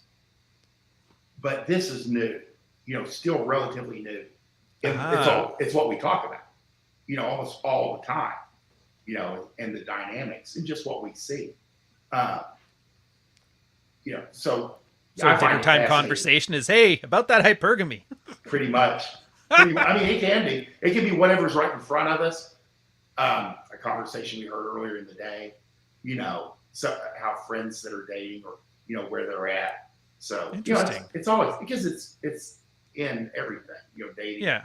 Okay. Actually, in fairness, I should say I'm a little bit of that. My girl, she's on TikTok, and when she's on TikTok and she finds something that I can use, she's like, here, you want to see this? So yeah, she'll often send me those. So fair. Yeah. You got to have some support. You got to have support people. And I will say this, the best part about this? So there's a lot of guys on TikTok and Instagram and Twitter that send me stuff like, oh, you should make this part of your show. I have never been able to use any of them. They all suck. But my girl, 100% of the time, nails. This is the thought you want. She's deep in. Nobody knows you better than her. Yeah. As far as how this thing works. But it's funny because only recently have people they send stuff to Bunny all the time. Guys are very cautious. Yeah, no kidding. They're very cautious about sending me things for whatever reason. But I do get leads on certain things. Yeah. But for whatever reason, my personality, it doesn't seem warm and inviting. People don't reach out to me with a lot of my DMs, 1, 2 people, maybe a day, but hers are blowing up all. I mean, I think guys sometimes they're more comfortable reaching out to a female about certain. Could be that. It could also be because she's got a face. Because I get a fair amount too. That's true. A lot of what mine are is married guys who've decided, like, the frigid wife, she's not taking me hostage anymore with the libido. They go get some strange and are like, I have nobody else to brag to about this. And because, I can trust you, not because of any, I'm trustworthy, but just because I don't really care. I don't know who you are. I'm not going to tell anybody. So a lot of married guys dude, she's 25. This is awesome. I get tons of that. And I always laugh. Good job, man. You nailed it. That's very funny. I mean, I am sometimes surprised in my DMs. I'm like, the things that people reveal. I'm like, okay. Whether it be, who am I to judge? What these guys, especially because. Well, you already know that from game. A non-judgmental attitude is the easiest way to open somebody up. My hardest part, receiving questions or DMs, is one, I don't know how old the guy is. I don't have a lot of what would you say, environmental information to work off of. And it's like guys reaching out to me from India. I don't know the culture at all. It is so different. I have no concept of it. And giving them the wrong advice or bad advice can damage something. And it's not my place to do that. So I'm cautious about just advising off the cuff. Smart too. Or a 16-year-old kid, same thing. You can't give him the same advice. He's 16. No. And you don't even know, you can go back and forth so much, but as far as foreign countries, a little bit of age difference. Sometimes you can, advise a 20-year-old guy. But you have to know where they're coming from. There's a lot more than just, should I dump this girl? Yeah. Oh, you would have no idea how many guys bury the lead, even the married guys. You wouldn't believe how many field reports a guy comes in. It's like, all right, my wife won't sleep with me. I'm miserable. I'm doing this. I read this. And then somewhere in word 750 out of the 2,000-page essay on his life and what's going wrong, he'll mention something offhand oh, and my wife's been pregnant for 6 weeks. And you're like, Jesus Christ, dude. Yeah. She's pregnant with our 7th. Yeah. Let me explain how the emotions work about this point. This is why she's freaking out. All right. But yeah, but I don't know if it is like guys know that that's the issue, but they kind of want to hide it because they're embarrassed, or maybe guys are just so clueless that they don't even think about it. It just, if you're lucky, you'll get it as an offhand comment way at the end. Exactly. I don't know. I'm curious what you think, because like I said, for a lot of those ones, I bet you get those too, where, like you said, it's from India, will come in like at the very end when it's too late. Well, now I ask, from the get-go, if it's something that I'm interested, I ask for more information. I answer a question with a question or a couple questions, because again, people are asking something, they're in Poland or they're in India, or, for whatever reason, I tend to get Indian questions, but I think it's a culture that they're exposed to the Western culture, but Yeah, they're not there yet. They even struggle here in the U.S. with the Canada dating. too. Yeah. Except for Yeah. Sikhs. For some reason, Sikhs just caught Either on way. instantly. Yeah. Fascinating. Maybe it's the charisma. I don't know. Turban. I mean, yeah. I mean, but I'm very upfront that I can't advise somebody in a foreign country that has a different culture. It's not my place. Yeah. So at the Someone same can. time too, I find, and I'm sure you've seen this too, because you do a lot of leads and a lot of business things. So when you give it out for free, the other person just won't take it at all. No. And No, so it's almost simple like, things. yeah, and then you have to do the insensitive thing where you just send a link to like your consult fee or whatever like that, and they get Yeah. mad. Oh, you just want my money. It's like, no, I want to make sure I'm not wasting my time. Or yours. Yeah, exactly. But again, and I try to steer guys that like they want to date Instagram girls. I'm not the guy to go for that. This is the guy to go for that. Some of these guys Oh, yeah. specialize in certain types, and I'm not that guy. Yeah, So, the referrals are nice when you can actually point Yeah. them in a direction of stuff. Yeah. So that's important. You want specialization. So that's where I see it. I guess, I know for me, it's the guys thing. First off, Dante, it's not a mullet. You guys really need to understand your hairstyles. A mullet is party in the front, or business in the front, party in the back. This is just a mane. It's all long. This So is if I get a just buzz part- cut up here, then it's a mullet. Can you believe this shit? Back to topic. Yeah. The problems with guys. I think you get the combination of all the things that you and I have been talking about. Millennials don't have a lot of friends.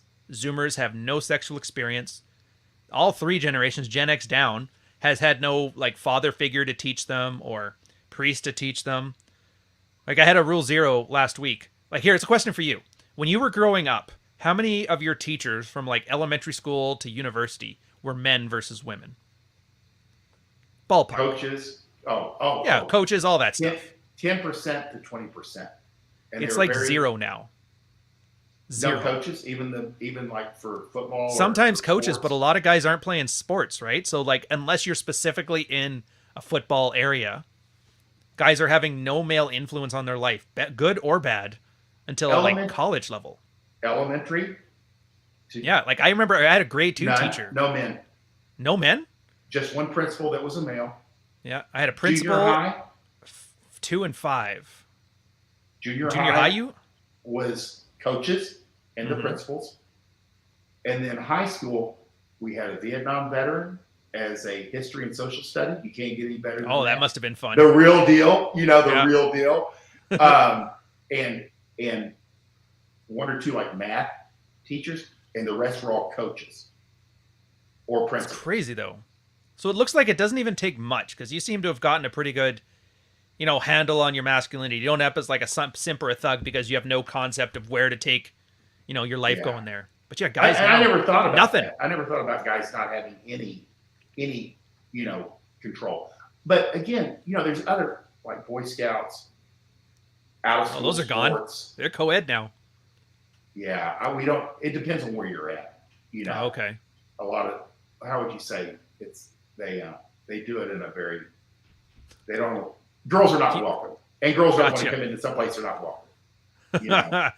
Oh, yeah, it's the red pill. You make this place so ornery and so misogynist that you're just like, open girls don't show up, and Yeah. they still keep coming. And it throws off. What do they say? Like one girl in the conversation will throw the whole dynamic off sometimes. Yeah. Well, it's because there's certain guys that seek validation, and so they're going to change the goal from whatever the group's goal is to, I'm going to impress her. And so Right. it already peels off a certain percentage of people. You got a second girl in there, and then they'll be trying to fight for that group for their attention, but if anybody attacks the one girl, the both of them have a unified front, and so like a pivot there. And this is how a lot of spaces end up dying off. You just bring too many women, and that's the funny part is it's not even the girls' fault. They're just doing what they do. It's just ultimately the guys would rather self-sabotage because they're that thirsty. I haven't seen any girls other than Bunny stick it out. Yeah, they've all taken a dive. Well, does Bunny deal a lot with like other girls in the space at all, or is she kind of mostly just stick to you and you guys do your thing? I don't. Maybe a handful of girls, but not any that are very active. Does that make sense? She takes what we see and she can give you a girl's perspective on the gotcha. She kind of filters it.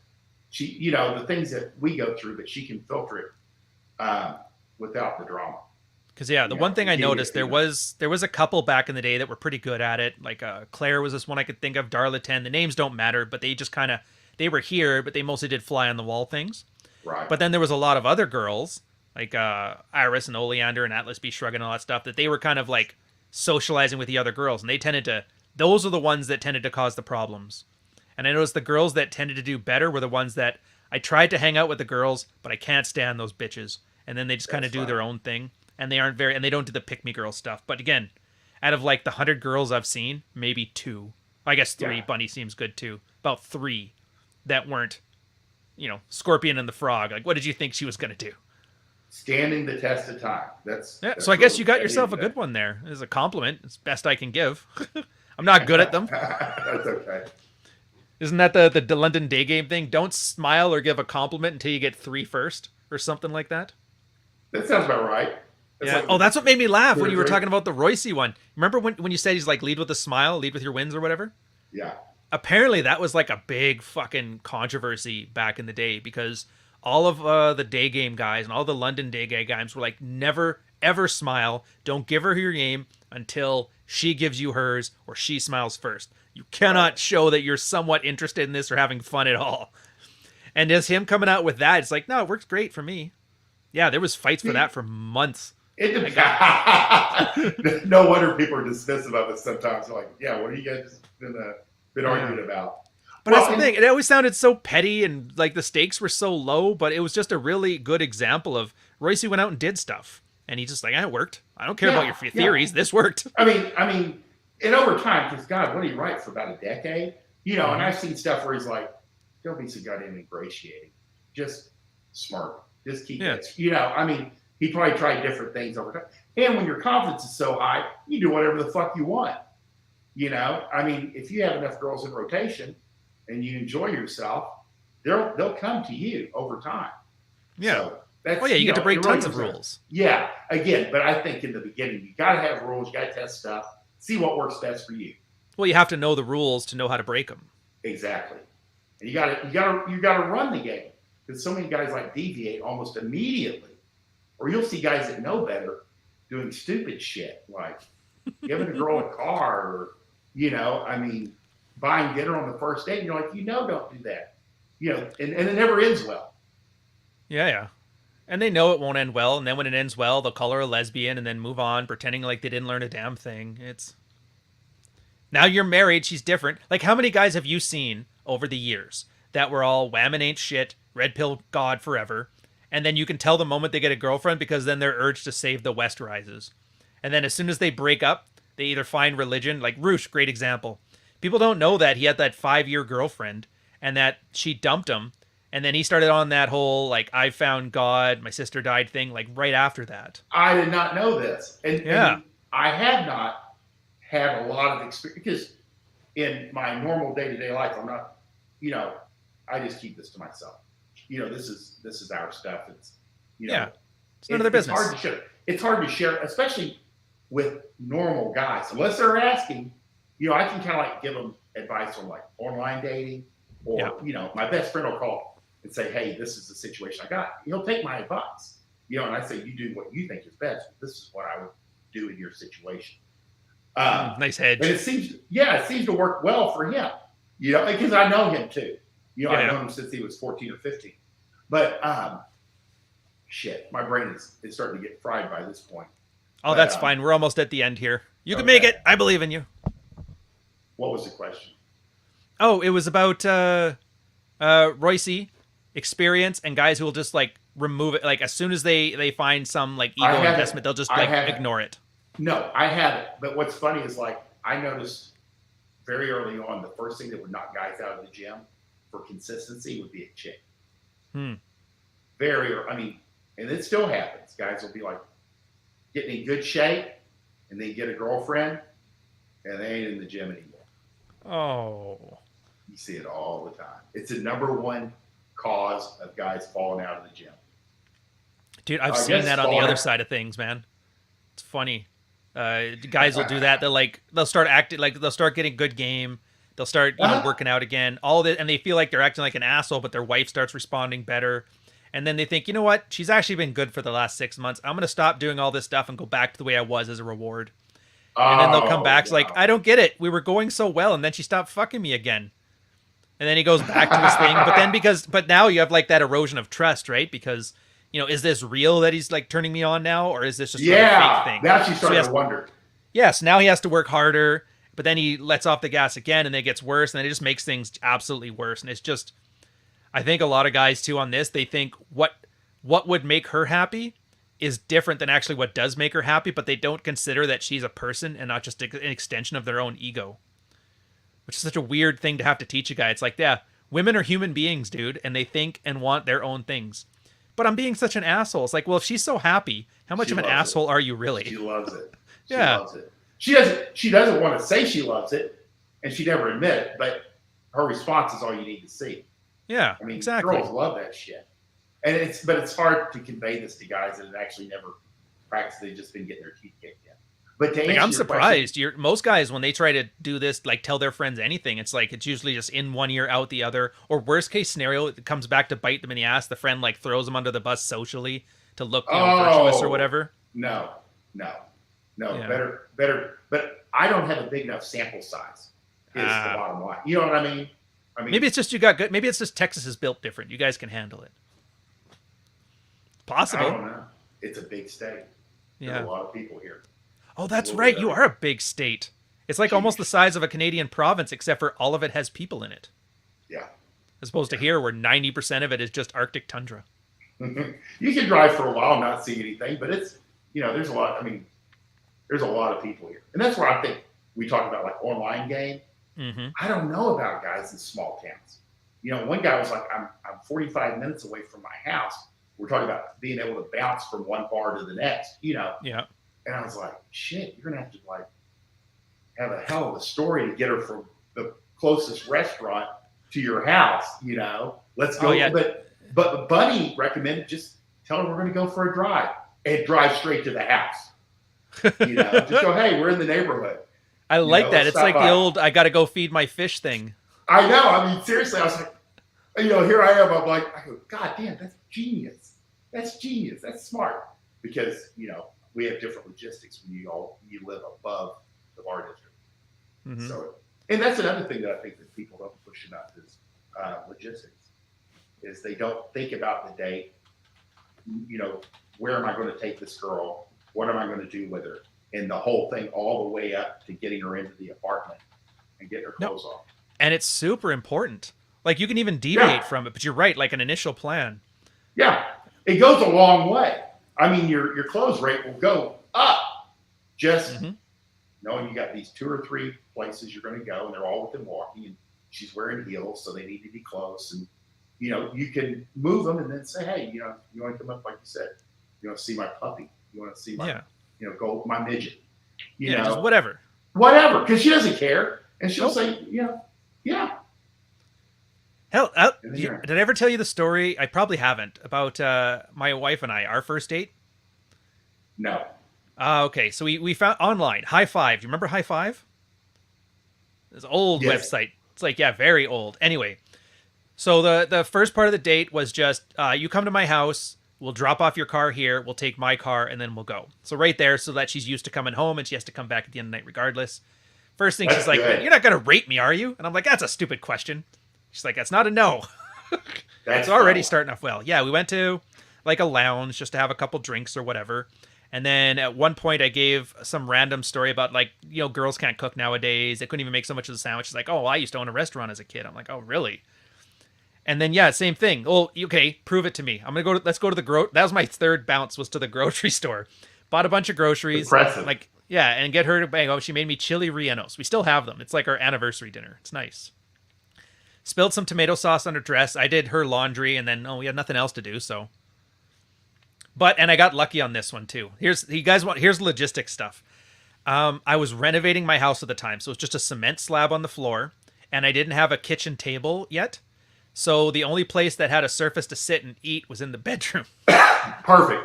The bedroom with like nightstands as your like table thing there. But it was great because like I owned the place, so it's not like I was, here's a cardboard box by the river. But yeah, I kind of accidentally learned a lot about logistics from those times here. I just happened upon it.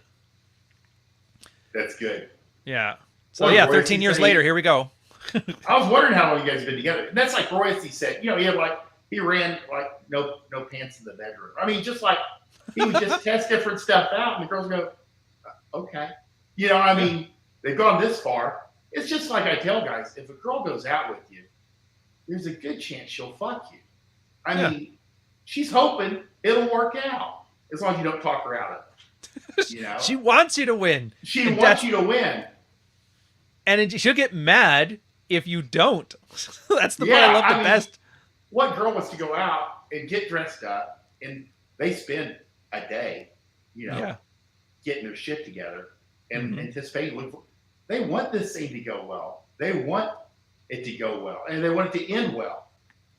Girls want you to win. You have to kind of go in with that edge because, unfortunately, too many of these guys go in and they're like, it's going to suck, or I don't fucking, or even myself. Worse, like I'm going to do her a solid and not try to sleep with her tonight because she's better than that. No, she's not. She's not. Dude, that's a rejection. Girls will hate you after that. Yeah, you have you got to try. She will not be mad at you for trying. She'll be mad at you if you don't try. Yeah, all these things are counterintuitive, but they work. They work across the board. Yeah. She may even pretend to be mad, but she'll respect you. She'll go out and she'll sleep with you the second time. See, this is the part that gets me out of all this. Like, this stuff flat down. I know this stuff flat down. We've never discussed it amongst each other first. We've never talked. Yeah, absolutely not. Just Twitters. That's about it. But instantly you know it, and I know it, and we know the sources where everybody kind of got the stuff, and we practice it our own. I've never seen a time where it is easier to get what you want out of life. At the same time, the life where less people are actually doing it. And I don't have I can't explain it. I don't get it. We're in the land of plenty, and everybody's like, yeah, I'd rather starve. Do you even have a thought? How does this work? How? Do I just blame feminism and call it a day? I'm at loss. I mean, it's kind of like you exercise regularly, correct? Yeah. Have you always exercised regularly? Yeah. Well, I mean, other than COVID, yeah, but yeah. Okay. And so have I, since I was 14 or 15, consistently. Right. But we think it's normal, and it's something that we do instinctively, especially now, if you've been doing it for a decade or 2 decades. Yeah.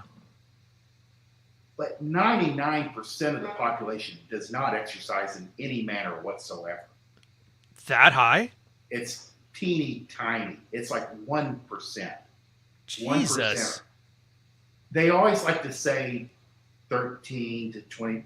It's a nice round number so people can go, holy shit, our society looks like shit. And it does. But at the end of the day, I mean, it's hard for people to wrap their head around it. But we think, if you talk to a guy that's, it's always like when I put that percentage out there, they're going, no fucking way. And I go, well, what do you do? Well, I'm in a support role in the Navy for the SEALs in San Diego. I'm like, well, holy sweet Jesus. I'm like, you're in a fitness environment in a fitness town with fitness people, or you live in, Colorado Springs, Colorado. But you talk to somebody in Pennsylvania, and they're going to be like, I'm the only fit person I know. Everywhere I go, I'm the slimmest person in that building. It's so rare. And, you can have 100, 200 people working out at 5 o'clock in the evening, but it's a teeny tiny portion of the total population. Most people don't. And even though this is right in front of people, this is how we get you to meet girls and get laid in unlimited amounts until you literally die of exhaustion or you tap out.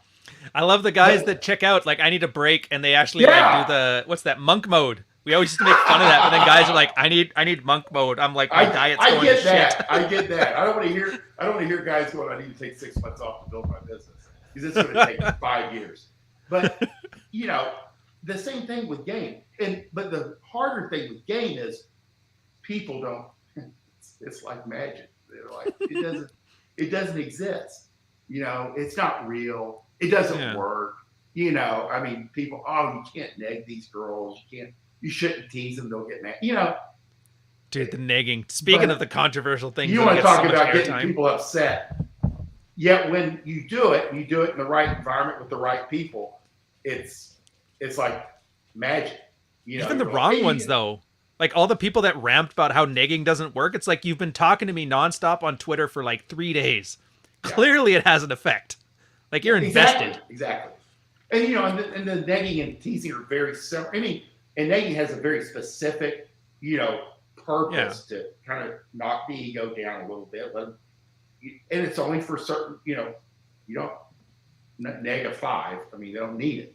Yeah, or at least not a strong one, just a subtle one. Exactly. Yeah, and that can even be, you get a laugh and a punch in the arm. You're going in the right direction.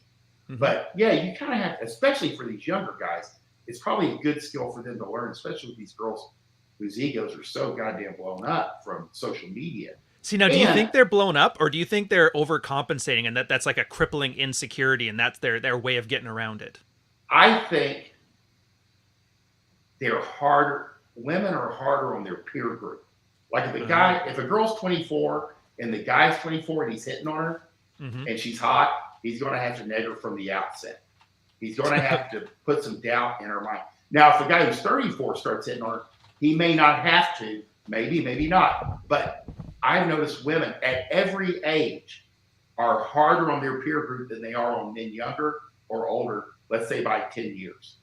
Interesting. They will be judgy because you're their peer. They consider you their equal. They've grown up with guys your age. Does that mean their husband is or their ex-husband is your age? They don't know what you know. Yeah. That's what I've observed. It makes sense. My girl is 8 years younger than me. Like I first plated her when she was 19. Yeah. I started dating when she was 23. And I do recommend for guys over 40 a minimum of 10-year spread. And that's 8 to 10 years. And that's what I've seen work best over time. Yeah. 45, 35, 50 to 40 as a minimum. It's actually easier than dealing with girls your own age. Well, that's because you both are dealing with your peaks and you stop thinking that men and women are equal. Because younger girls, like you said, with the wall, younger girls are hotter. But for guys, it's not just your looks, pure status, do you have your own house, all that shit, all that kind of adds together. But it's kind of hard to get that before you're like 35. So it almost makes sense for like a 19-year-old and a 30-year-old to get together because they're at their respective peaks. Yeah. But you get a 19-year-old guy and a 19-year-old girl, the girl's at his peak, and the guy's still much lower going up. So it almost makes sense why she would be much harder on him. Yeah. It's like some 43-year-old or 45-year-old walking up to a 40-year-old dude and hitting on him. He'll probably be a little more cold than if she was 23. Exactly. Except for guys aren't pricks like that. So, chicks, you got that one. Yeah, it's true. But let them down. That's something that I've casually observed over the last couple of years is that, girls will be way harder on their peer group. I wonder, do you remember the Royce article about dating women by age bracket? Yes. Yeah, because I was going to say, I know you were right, too, because he was talking about like the difficulties. The ones that were 18 to 23, a lot younger than him at the time. I think he was 35. He's like, these ones are easy. But the ones that were like 27 to 32, his age, like those ones were the hardest ones. And even though they weren't the best, they were still the hardest. And Rollo would probably say this is because of what their goals are. But it would take him 30 minutes to say that. That's funny. But some flagpole reference. Yeah, and we don't have to know the reason. We just need to know that that's the deal. It doesn't make sense on the outset. You think, she's 27. But she's looking more for a guy that, if you're out and you're roaming around at 35, you're definitely a player. She's got no interest because you have no long-term, no ability to long-term commitment. You have no interest in it. So that's, and then once you get a 35-year-old female, a 35-year-old, she's wondering why you've never been married and you don't have any kids. And that's I'm single for a good reason, but why are you single? Yeah. I mean, that's like the single mom thing. Yeah. And these guys are like, never date a single mom. I'm like, well, man, by the time you get to be like 45, let's say you've gone through divorce or for whatever Yeah, good reason, luck. or maybe you got out of jail at 40. Who knows? Yeah. Is a woman that has not had children by about 40, 35, 40, you should be more suspect of what's going. Never married, no children, and she's not a troll. You have to suspect what is really going on here. The virgin thing. That's exactly where that came up. Everybody wants their virgins, but it's like, dude, if you're dating a girl that's 27 is still a virgin, like, what are you walking into? Something's off. But again, and it kind of flips. The single moms are almost, 32, 33. Again, there's always exceptions like Kate. Does she ever comment on your stuff? Dude, Kate and I go way back to like the Reddit days. Yeah, and Kate. She's the reason we banned girls from the subreddit. She's childish by choice. She likes her boyfriend. He's a winner. There's certain girls, but 90% of women have had children by the age of 40. 10% not. And of that 10%, even a portion of that simply could not have them. So when you start looking at 30 to 40, the chance of you dating somebody with a child, it's a high proportion. And you need to start suspecting, like, what is her deal when she's around 35? You can always dig into it with them. But yeah, you have to, like, single moms are going to kind of be what you're dating. Yeah. It's just a logistics thing. It's like a lot of, they call it the MP3 effect. I remember doing a video on this one too, where everybody has like these perfect expectations in the same way you used to listen to really good music, but then MP3s came out and everything became more available. Yeah. And it wasn't just that, well, it's easier available, so I'll put up with the quality issues. It's that year over year, people start to adjust their preferences to what's available now. Yes. So yeah, the modern girl, maybe she wasn't as great as the ones in the 80s when you were in your 20s, but you'll tend to like what's available more so as you get older. And like you said, they're going to be single moms because you're 45, and even the 27-year-old is going to be hard to find one that's not. Exactly. But I think that's like a reality thing too, right? Because like, if there's nothing but single moms in the ranges that you can date in, then you sitting here talking about your virgin wife bride, that's like why not just talk about your girl made 10 feet tall of solid gold? It's true. It's not going to happen. No.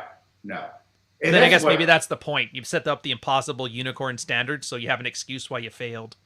When these guys do start talking about marrying a virgin, I always have to kind of ask, either one, how old are you? Or two, how many virgins have you dated in the last year? I mean, I don't know. I like that second question. Yeah, maybe there's more of them than I realize. I just, how would I know? So it's just not on my radar. But yeah, they are, or they say a debt-free virgin with no tattoos. Debt-free virgin, no tattoos. Okay. Or no, thin debt-free virgin with no tattoos. That would be helpful. Yes. And then that stupid website came out with like you can punch in all these things for statistics that end up being like 0.01% of the population. You think that was accurate? Yeah, there's so few girls that are like that out there. You can name them all. Yeah. Oh, well. Anyways, we got to end this thing off. We got Rule 0 coming, and I've already taken 2 of your hours first thing in the morning. So I want people to head down to your podcast. Tell them about it for the guys who don't know about it yet, because like I said, you are still new, and go to check it out. Okay, and I'll leave a link on my Twitter today.